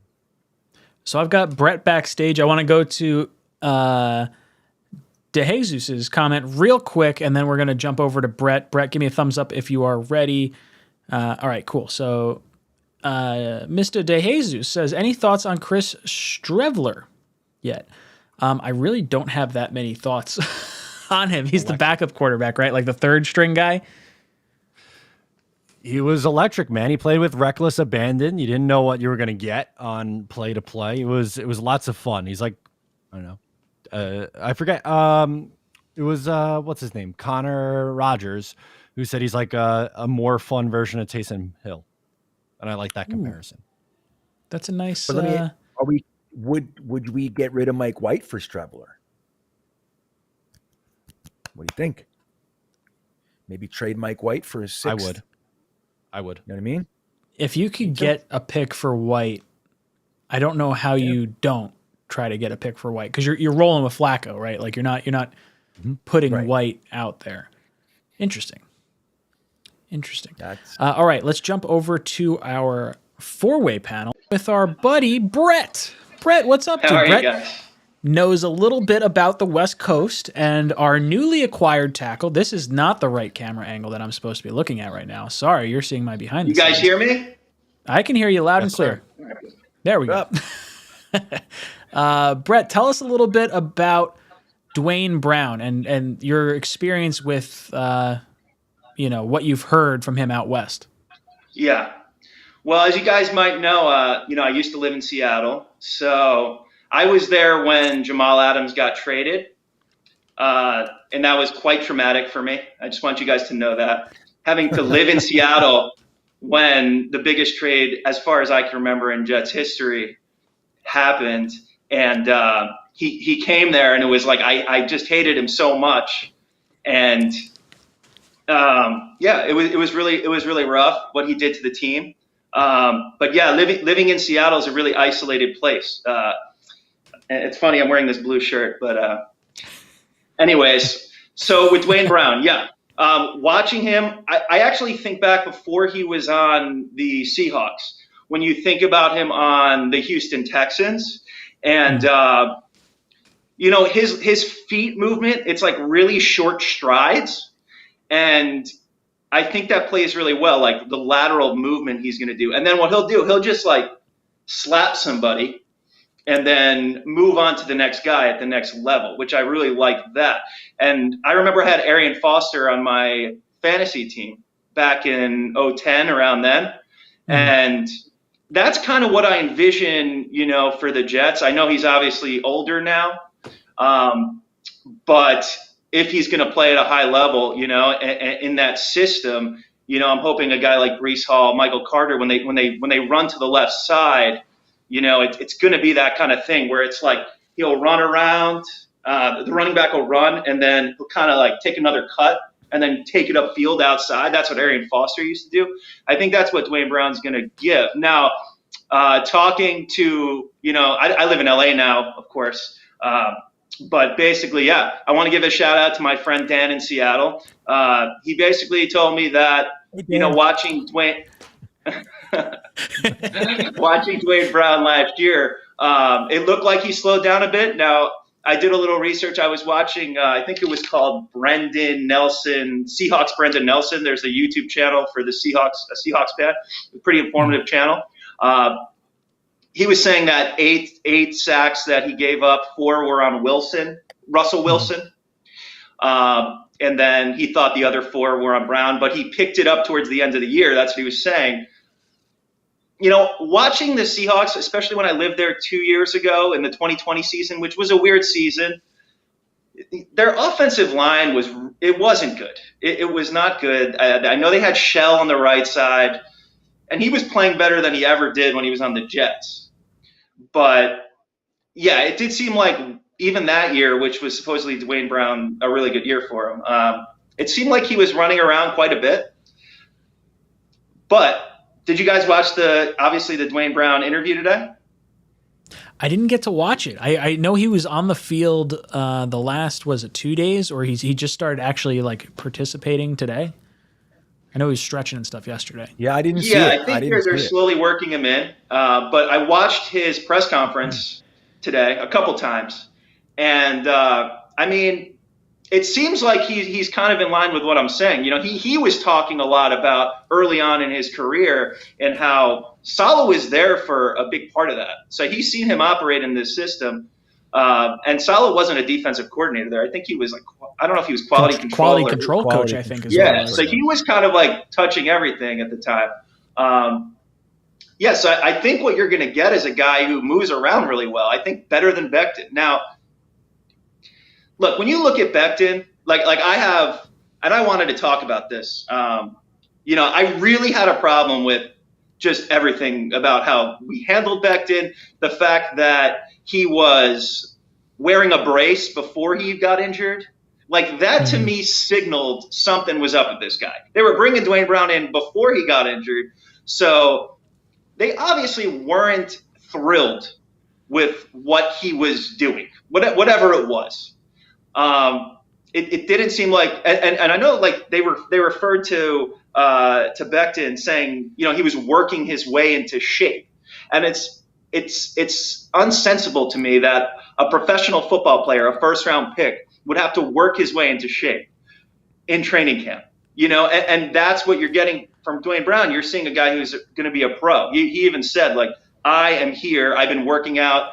If you watch, and when you watch it, you know, you'll see he's always keeping himself in shape. So, yeah, I just think personality-wise, you're going to get a guy who really is confident in running the show. I mean, even the way, like, Becton handled – I respect the guy's personal life, but from a professional perspective, you know, you have a baby, right? That's a huge deal. But, you know, you tell your girl, come to Jersey with me. I got to work. I'm going to take care of our family. I just feel something's off with Becton. I don't think professionally he's at the level that Dwayne Brown is, with his preparation. And I'm really excited for Dwayne Brown. I really am. Yeah, I was telling someone this the other day. I almost feel like, the ceiling's not as high with Brown as it would have been with Becton, but I almost feel more comfortable with Brown there than having to worry about Becton in a weird roundabout way. Like I feel like our offensive line this year is going to be better than last year purely because of the guard upgrade as well. And you think the left-hand side now, we got Brown and we got Tomlinson, 2 Pro Bowlers last year, grading that left-hand side. And then on the right-hand side of things, you have Fant, who had a phenomenal season last year, playing next to AVT, and AVT moves over to the right-hand side. So I do think this offensive line is set up well to really outperform maybe expectation based on Becton going down and where we thought they might be at this point. Brett, what are your expectations as far as where this line might finish with Brown in the lineup? Well, I don't know the rankings of every single line.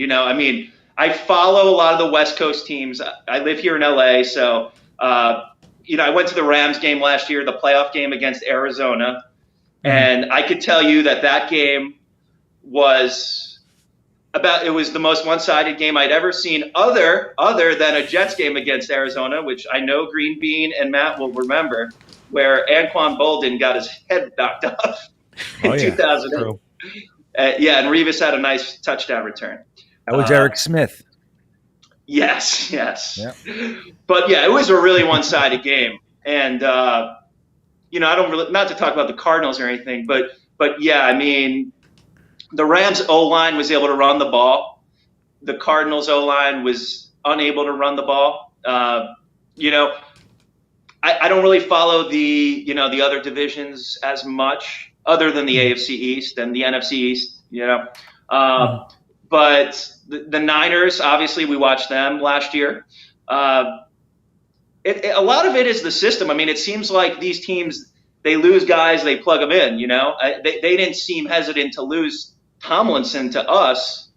They got the next man up. And it's not just even O-line, D-line and O-line. It seems like these teams are able to replenish players. I know the Rams, they do a really good job drafting later in the draft. They traded all these first-round picks. They did the Jalen Ramsey thing, but they're able to get really good contributing players in the third round. And you see it. I mean, when I was at that game, the tackling was excellent. Kyler Murray could not do anything in that game.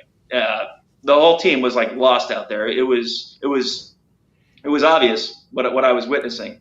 But that's how I'd say about that. And then just talking about the Jets in general, I was curious, what you guys think as far as how Wilson was handled with this offensive line situation in this preseason game. I mean, for me, and I know I talked to Green Bean, or I left a comment, I think, on one of Green Bean's videos about, we were talking about how my dad liked Jay Novacek.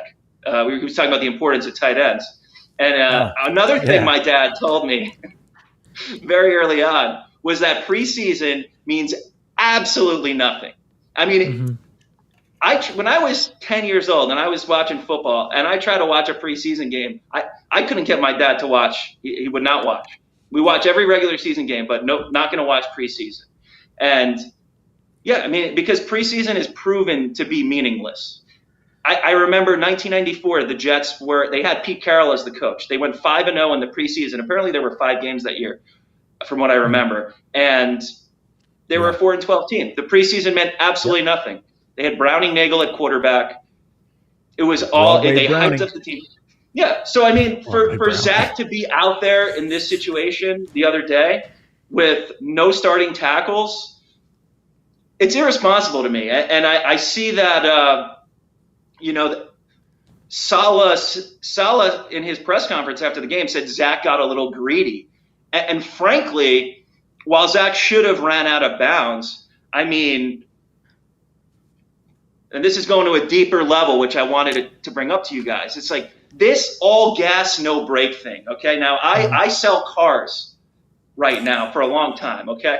And when you hit the gas all the way and you don't brake, you hit a wall. Okay. You're going to hit a wall and crash.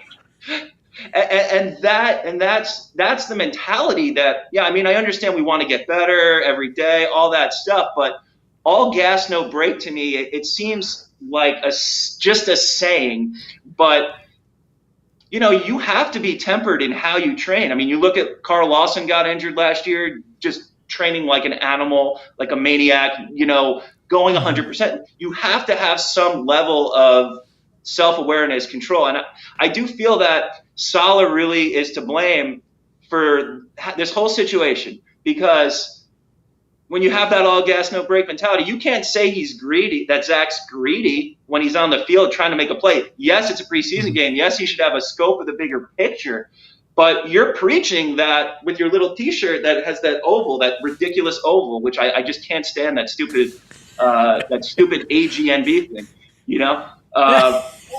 That's what he's pushing. So when it comes down to it, these guys are pros. We have talent on the team that we haven't had in a long time.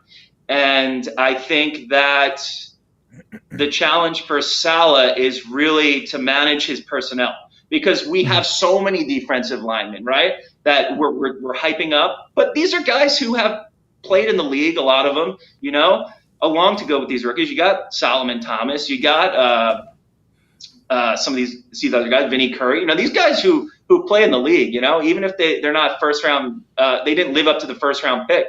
Solomon Thomas can play in the league. He makes plays. So, you know, it's going to be what kind of rotation are they going to do? And I think, yeah, it shouldn't necessarily be all gas, no brake. It should be, you know, mostly gas and then hit the brake for a second. A little bit. Or let's brake accordingly and evaluate where we are, you know? What do you guys think? How do we feel about the take flight slogan? Should it be like take flight and then also land safely?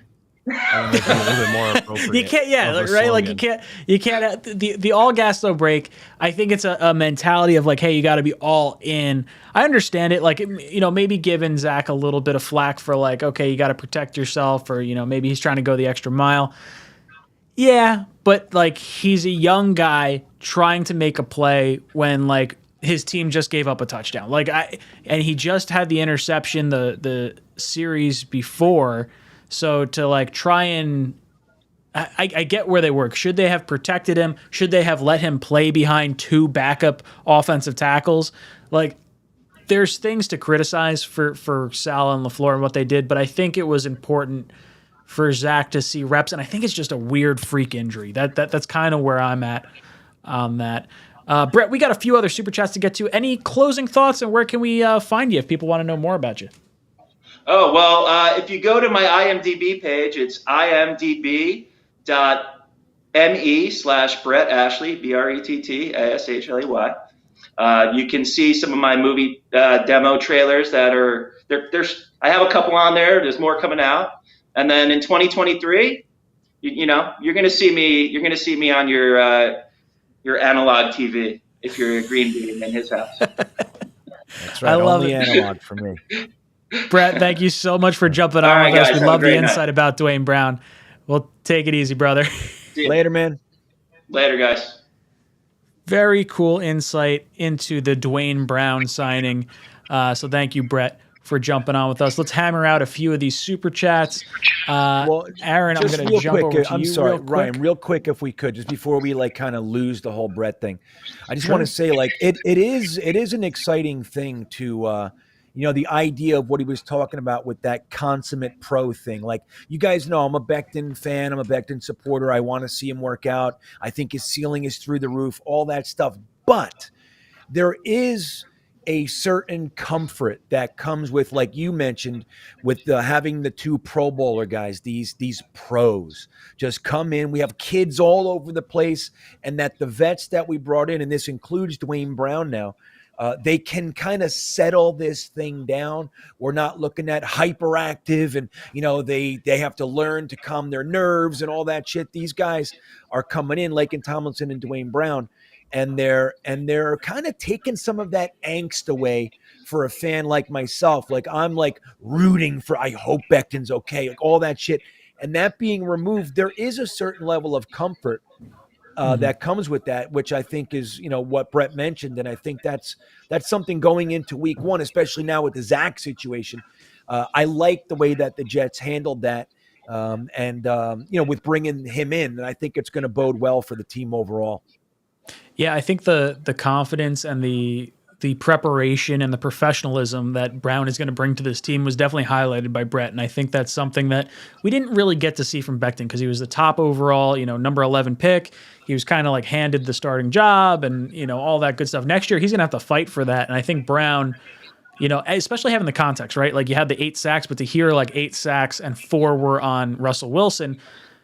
Like that's kind of comforting to hear because that cuts that alarming stat in half, and I think it makes it not too bad at that point. Matt, any thoughts on your end? Who's Brett? Brett and I have been going back and forth for years now. We were talking. So he was originally from I don't know if it was Miami or I know he was in Florida when we first started talking, and then he moved to Seattle like 2-3 years ago. And then I was talking with him this offseason and we were going through like, okay, I'm having the kid, let's do some back end, division by division. Let's kind of see what we can put together. And he was doing a bunch of research into the NFC West teams. And I felt bad. I got locked in with the kid and everything going on, and we just never had anything come to fruition. And he reached out and he's like, yo, dude, I did a ton of research on Dwayne Brown. Like I could give you, some of my insight. I was like, dude, I'd love to have you on. Let's bring you on the next show and let's talk some Jets. Okay. Gotcha. So he's not a Rams fan. He is a Jets fan. Okay. I saw that comment in there. I was like, that's not right. But yeah, Brett knows his stuff. But all right, moving on. Aaron Daniels says, I think you guys mentioned it before, but will I see you guys in the hangar week 1? Also, tailgate plans coming up from West Virginia, so looking for a crew. P.S. Google sucks, but you guys deserve the super chats. Thanks, Aaron. Much appreciated. Yeah, Google can be a pain sometimes. But yeah, we'll be in the hangar week 1. So if Aaron, if you are going to that, will I see you guys in the hangar? Yeah, you'll see us in the hangar, the 3 of us. Tyson from Let's Talk Jets Radio. Buffalo Jet Fan will be there. Richie, Jack. Everybody. It's going to be great. Everybody. Sack Exchange. Got a whole bunch of people coming. So it's going to be a lot of fun all the way around. As far as tailgate plans, I'm going to loop in your comment with Zach 𝐒𝐫𝐞𝐫𝐢. Zach says, I'm going to the Ravens game. Can I meet you guys if you guys are going? Yes, we will be there. We're trying to figure out tailgate plans, which is part of what Aaron was asking as well. And I think we landed somewhere on we'll be in lot J. I think like J3 is roughly where we're going to be-ish. Somewhere in that vicinity. I don't think we have a dialed in exact spot, but right in that general area, right where the Gotham City crew is, the Jet Nation tailgate. I know Blewett going to be somewhere over there as well. So as we get a little bit closer, we have a little bit more stuff dialed in, we'll kind of make it a little more publicized, but we're not entirely sure either. We know we're going to be there for the hangar, and then tailgate-wise, kind of up in the air. Merc Sauce says, wins over Zach. Jets need wins, not more scouting. Ooh, okay, Matt, I want your thoughts on this. What's more important, getting wins for the team or scouting Zach Wilson? Hang on 1 second here. Just give me a second. I know where this is going. Stall for a second? Would you be able to, you think? You got it. Please hold. I promise it's going to be worth your while. All right, good. I'm excited. He's getting Just batteries. 2 seconds. 2 seconds. Hold on. I'm sorry. This is bad, like podcasting and show. Nope. But it's It gonna be is worth it. totally all right. We're a visual program over here. Yeah. Oh, man, I was hoping for the bullhorn. No. We have. There it is. Play Zach when he's healthy. Green Bean, what about you? Wins over Zach? I think at this point, it's all about winning. This team has to compete, and Matt's right. Like the whole debate about Zach Wilson, even if Flacco comes in and plays very well against the Ravens and we win. If Zach is healthy, and he's, in practice enough and all that going into week 2, he's our quarterback. The team was built around him. They used a top 2 pick last year. They could have sold that pick for 3 firsts and change. They chose Zach Wilson. They're going to use him. They're going to build around him, and the team is stacked. So this is about Zach Wilson's team, but it's about wins this year. And I think this team has to show that they can compete. Like, it's time. Like, we sold all of our assets, the Leos, the Jamals, and everybody else, the Herndons. We sold off everybody that we could for any draft capital that we could. We made all the trades, and we now invested them. Everything's invested that we accumulated. It's cap and draft picks. It's time to start winning. But Zach is the quarterback. You know what I mean? That's what we have to remember. If Joe Flacco comes in and wins, that's what you want your backup quarterback to do. When Zach's ready, he's going to come back. Mr. Downtown says, how are we looking at special teams so far? Bam Knight, kick returner. Kicking battle is going to go down to the wire. Is man healthy? Moorhead was solid for us last year. Moorhead was solid for us last year. Moorhead is always solid. He's been fantastic. Everyone wants Moorhead. I think Bam Knight, I hope he makes the team. I really like him. I'm really excited about him as a prospect.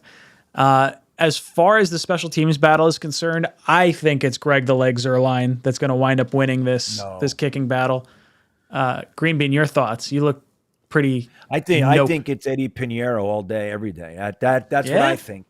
Yeah, I think the whole thing. Look, we have the last bunch of kickers we got in here. They had these beautifully strong leg. Oh, he's so strong leg, Amendola, and all these guys. The accuracy has been our problem. Eddie Pinheiro has been incredibly accurate. The only reason he's not that he was available is because he was injured previously. He's healthy. He's kicked for us last year. He was perfect. He's perfect so far. I think he's perfect so far. In training camp, preseason, all that kind of stuff. He hit a 55-yarder, so his leg is there. I think if you have a young kicker that's proving, over a consistent period of time that he's ready to go, you go with the young kicker. That's my thought. I think Pinheiro's got him, Ryan. That's what I think. Ooh, interesting. I like Greg personally. I think he's been in like the little bit that I've watched. I shouldn't say a little bit of my recaps of camp that I've been doing when they show the stats on the kickers. He seems to be the most consistent based on tweets. Matt, your thoughts on the kicking situation? Yeah, I lean Greg, but I don't have like a strong preference on it. I just think his history is a little bit better than Pinheiro's, and I worry about Eddie P anything over 50 yards. I don't know if he has the strength for it, but it's a coin flip. Obviously it matters, but I don't really have like a preference one way or the other per se. Yeah, I think that's a good way to put that. Landon says, listing on the road to Detroit. All this fast food talk making me hungry. Give me your top recommendations. Well, I don't know what is out near Detroit as far as fast food goes, but Chick-fil-A for me is like the top choice. I love waffle fries and peanut oil. I love chicken nuggets, chicken tenders, chicken sandwich, everything from Chick-fil-A. Phenomenal. Absolutely wonderful. Outside of that, when I'm looking at like the other fast food restaurants, I like a Wendy's. I like their chicken sandwich. It's pretty good.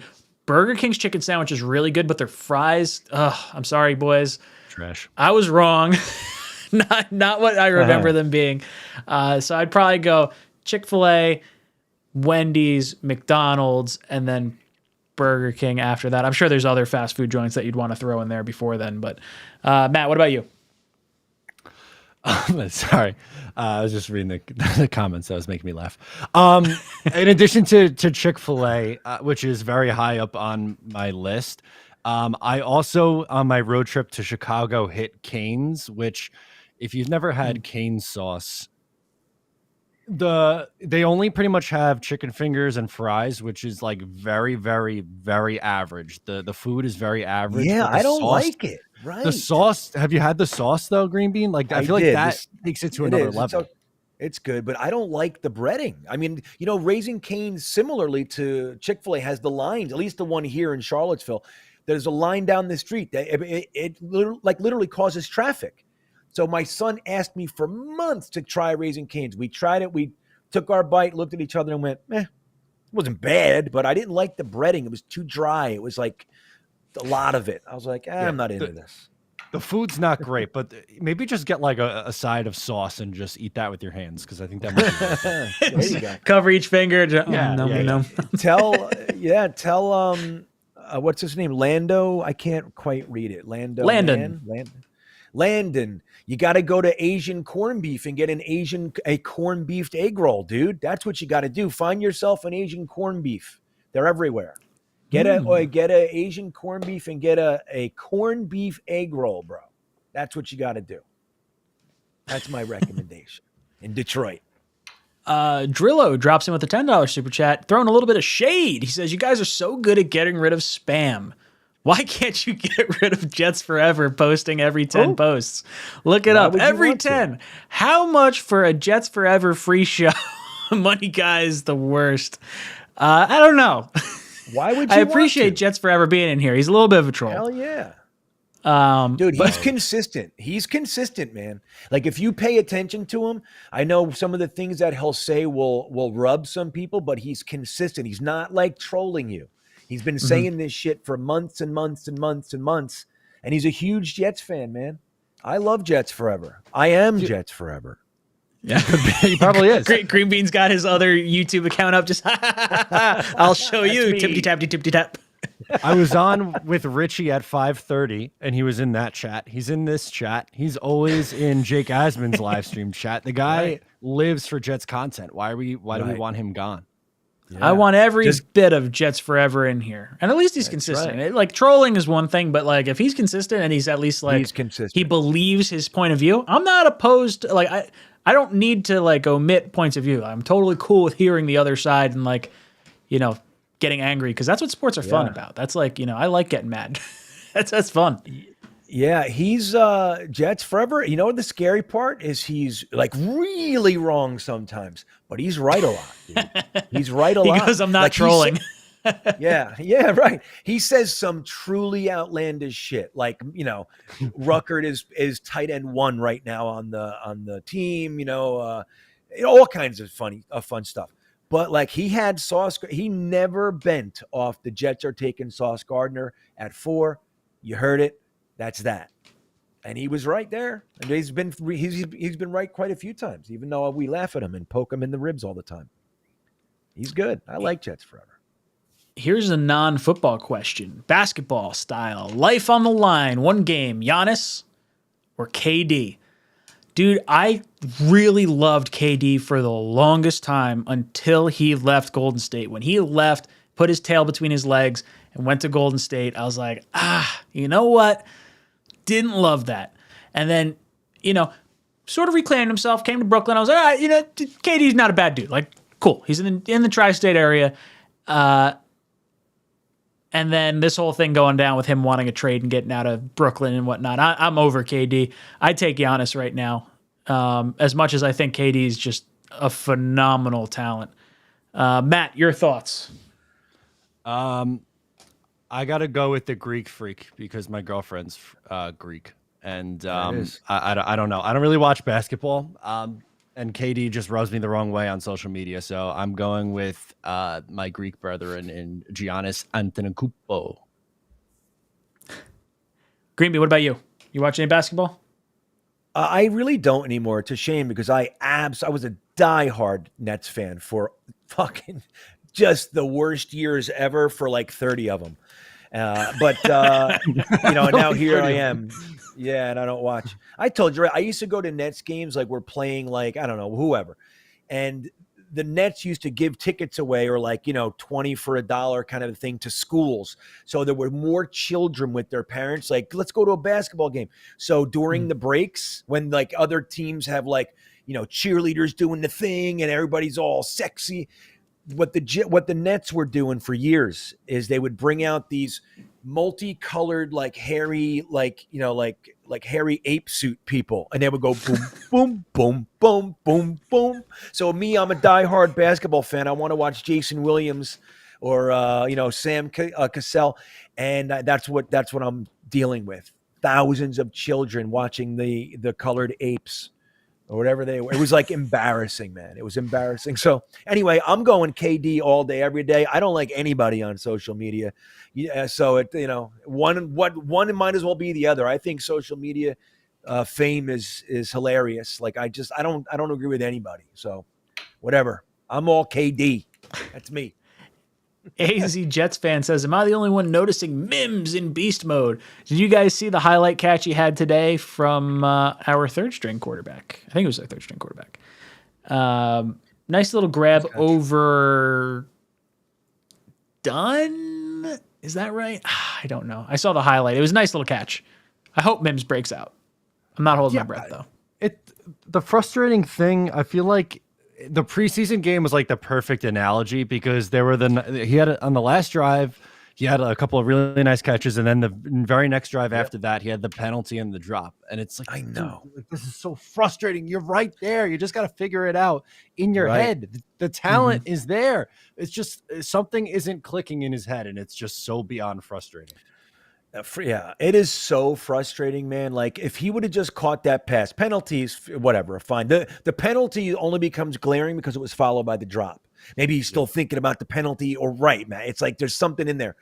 If he would have caught that pass, everybody would have been talking about Mims stepping up, doing it. You know what I mean? All that stuff. Instead, we give the anti-Mims faction more fodder. I'm on all these these Twitter threads and all this. Cut Mims, he's a clown, get him out. Well, if you want to look at it, man, he blocked very, very well, and he had 2 out of 3 receptions. You know, actually he was targeted 5 times, but 3 were catchable, and he dropped 1. So I mean, it's hard to argue anymore. I mean, I really love Mims and his talent, but he's got to take advantage of these opportunities. They're giving him the opportunity to earn it. That's what they're doing right now. I respect that. I agree with it. And he's got to hold on. That wasn't a difficult catch. Just catch it. Sucks. Pablo says, is Zach proving to be injury prone? He had 2 torn labrums in college and now the knee twice. I would make sure I have a strong backup. I'm not ready to go injury prone yet. If the knee happens again, like, you know, maybe I would say I'm not concerned about the arm. He's shown the talent with the arm. It's the knee worries me. I don't know. Green Bean, you think the Zach's injury prone? Are you worried about the knee and the labrum? I think it was different. I think it was 2 different labrums, if I'm not mistaken. I don't think it was the same one twice. Now he's got all his labrums are bad. This is crazy. 6 of them. How many labrums do we get, guys? It's like a kidney. You can only lose 1. But I don't know, man. I'm not ready to call him injury prone, but I will admit I'm with anybody. I'm concerned. You know what I mean? Like that was nothing. Like what was that? Why did, non-contact and all? I mean, it could happen to anybody, but I don't know. It just something.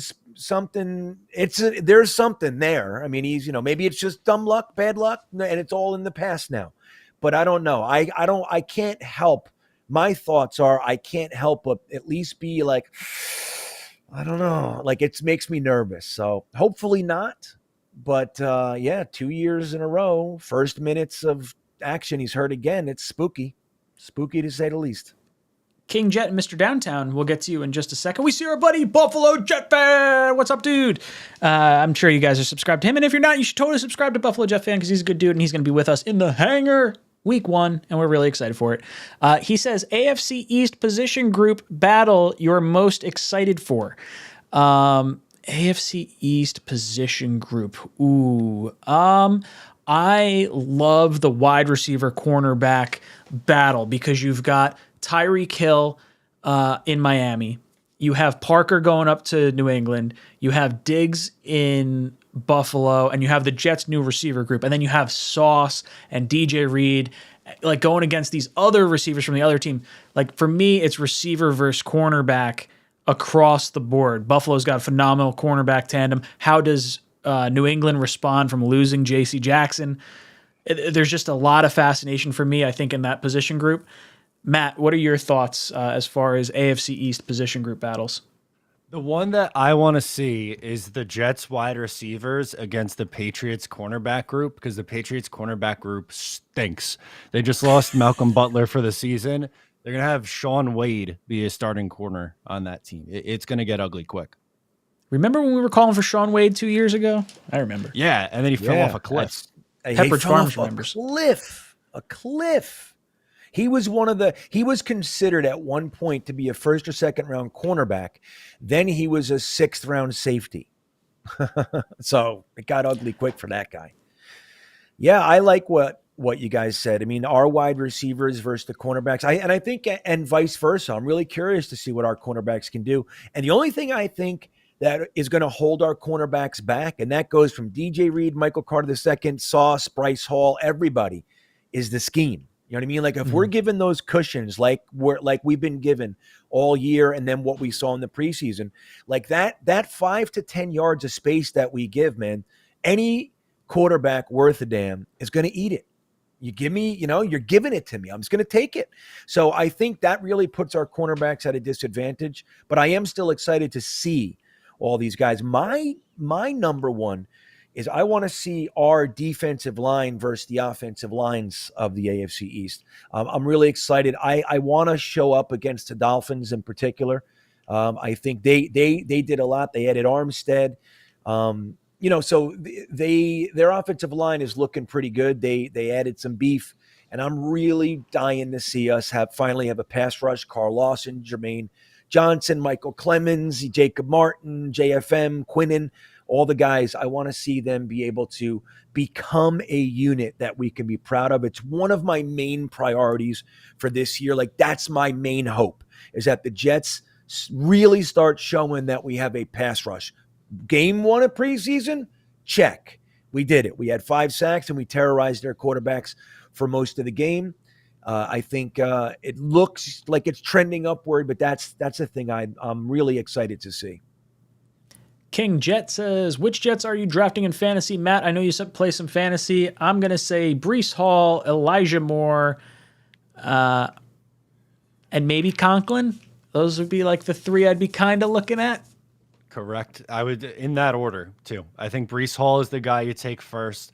Out of the wide receivers, I would probably take Elijah Moore. Not to say that Garrett Wilson is going to be bad. I'm just, for fantasy purposes, I think I think Elijah Moore leads the team in receiving. And Conklin's going to catch a lot of balls, and I think in the red zone, he could be a guy who's racking up some touchdowns. So as a backup tight end in fantasy, that might be an interesting play. Mr. Downtown says, which New York fan base has suffered the most in the last 10 years? I don't know how you don't look at the Jets and say it's us. Like, it's just got to be. The butt fumble was, like, the top play on ESPN for, like, 7 years or something crazy like that. You have your starting quarterback get popped in the mouth for, like, not paying another dude back on your team, and then you wind up losing your quarterback to mono, and then you get Adam Gase, and then you like there's just a whole slew of things. I don't know how you can look at any other New York fan base. Like maybe the Mets would be the other one. Like it's got to be the Jets, right? Yeah, like that's just it. Like it's got to be the Jets. Am I wrong in that? The Red Bulls. Yeah. The Red Bulls have had a hard time. I couldn't. Red Bulls have had a hard time. I enjoy soccer, and I couldn't tell you what they're doing over there. Oh, geez. Yeah, it's the Jets, dude. It's the Jets. Like, welcome to the pain, Giants. You know what I mean? Like, they're like, oh, we've had the worst. Yeah, welcome. This is where we live. You just lost your job in the corporate office, and you gotta come down here for a month and figure it out. Like, we live here. Okay, so I don't want to hear it. It's us, without question. Yeah, I see a few people throwing in the Knicks. The Knicks would probably be right there because they've had a long. I was just going to say, thank you, Matt. They made the playoffs last year. I don't want to hear. No, anything. I know. Well, yeah. Let's call a spade a spade. But duration wise, like 20 years, aside from like a year or two with Carmelo and like last year, like I can see where Knick fans might be like over the moon about their team and the expectation level is never met. Like, I feel like that's the only other fan base like the Jets that gets super hyped on where they think they're going to go and then really wind up not going where they're going to go. But it's got to be the only answer has got to be the Jets. Kevin says, Bam Knight, second effort for touchdown and 50-yard return, new Michael Carter. Look, this guy should make the team. As much as I like Coleman and the experience he brings, I would prefer Bam Knight make this team as the third running back than have Coleman, at 32 years old or whatever. Why is everybody skipping my boy? You just P. skipping Ryan, him? he's out. I've been watching the chat the whole P. Ryan's night. gone. Everybody just skipping sorry. him. Everybody hates 5.1 yard average, cutting when the hole's closed for a 12-yard run. Like, what is this? I've been telling you, man. He did it his rookie year too. Nobody wants to pay. It's like then it happens before our eyes and we go, the new kid who got 3 fucking yards on 2 runs. Yes, one was a touchdown. 3 yards. Great kick return, fantastic. Bam Knight showed nothing in the running game. Please. Oh, no. Now, I'm rooting for him too. I like the player, but can we please give me a break? One guy has 51 yards on 10 carries. One guy has 3 yards on 2 carries or vice versa, whatever it was. And we're like, yeah, boy. He's got a cool nickname. Boy. I'm all about the sauce. I'm all about the Bam. Get out of here, Green Bean. Without Feeney, You're wrong. Feeney, it's not a touchdown. You're wrong. And I love it. I'm not. I don't care. P. Ryan. Matt, I did not plug the T-shirt giveaway that much, so we'll see how many people actually listened to it. Matt, you want to head over to Twitter and see how many people retweeted this stream? Let's see. Throw a guess out there. What are we thinking? I'm going to say 7. Oh, 30. No way. All right, cool. Yeah. That's surprising. Read us off. What do we go? 10 names, Green Bean? You want to write down 10 names? I do want that. Okay. I'm going to scroll around a little bit so I shuffle it up. No cheating. First one is Soy Class Act. Spelt like it sounds? Exactly like it sounds. Okay. Then we have, Jets Today. Friend of the show. Ooh, good man. I like Jets Today. I miss him. There he is. We're going to go Greg Gagne next. That's a great alliteration name. It's spelled Greg Gagne. Yep. Gagne. G-N-E. He's been hanging out in the chat. I've seen him. I've seen that guy around. All right. I see that guy. And we got Zabby 96. Ooh. Zabs. Let's see. We're gonna do a little refresh to see if we got anyone new. We did. Parker Lane. Like it? Oh, Parker Lake. I'm sorry. My brain said Parker Lane, but it's Parker Lake. Ooh, Greg says you pronounced his name right. It's because Matt's got the voice for radio. He understands words. Like Eric Gagne, the great closer from the early 2000s. Who else we got in here? Do we do Snoopy? Ooh, we gotta, right? We gotta do Snoops. Straight up, no 684. No, just Snoopy. Snoopy Doop. Okay. Stud City 718. There he is. We know. Yeah, just saw him pop up in the chat. A little love to Queens. Dark Soldier 20. There is my boy. We'll do Yanks win again because they lost today. So that's funny.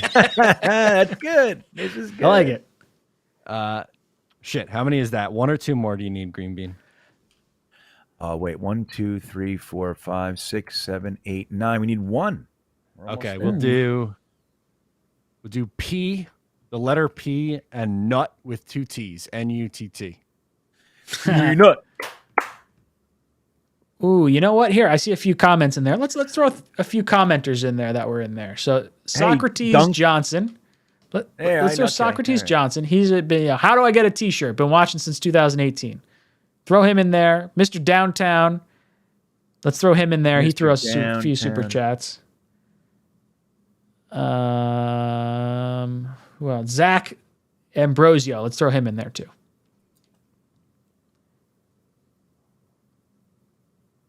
Got it. That's 13. That's pretty good. Duncan McLean in the chat says he's Yanks win. There you go. It's nice to connect. Right now we know who it is. There you go. Love it. All right. Let's do a little odds or evens action here. 3. I'm ready. 2, 1. Oh, that's 8, 9, 10. We got 13. 13, that's odd. Okay. That is an odd Soy number. Class Act is gone. The Gagney's gone. Mr. 𝐒𝐫𝐞𝐞𝐫𝐢𝐻. Parker Lake is gone. Stud City, sorry, buddy. Yanks win. Duncan, you're out. Peanut survives. Socrates Johnson is gone. And Zach Ambrosia is gone. All right. 3, 2, 1. Got a 5. That's odds. Jets today is out. Snoopy Dupes. Peanut is gone. And everybody else lives. We got 3 more. Ooh. Dark Soldier, Mr. Downtown, and Zabby Zabs. 3, 2, 1. That's an 8. That's an even. Got 2 more still? Soldier, you're out. Yeah, we got 2 more, right. All right, Soldier, chat, give us a number to work with our numbers. 3, 2, 1. All right, we got a 4 and a 4. It's an 8. Even number. Let's see. 1, 2. All right, so Zabby wins. Zabby96 from Twitter. You the winner. Yeah. Woohoo. Congrats. Nice, dude. Zabby, reach out to me on Twitter, and I will get your information and get you a shirt. But we have hit the end of our show, so I want to go around to our panel and hear your closing thoughts. So, Green Bean, talk to us. So, since it is Roller Coaster Day, National Roller Coaster Day, I'm wearing my Texas Giant shirt. I want to remind everybody about the Saturday before opening day. We will be meeting at the Coney Island Cyclone at 11 a.m. to do the world's tallest and fastest Jets Chant Part 2. I hope you guys can make it. Lots of us are going to be there. And if you're looking for more of this, we're going to be starting up another late show at 10:30 on my channel, Green Bean Jets Fan, called the After Hours Jets Fest. Matt, any last words for our panel?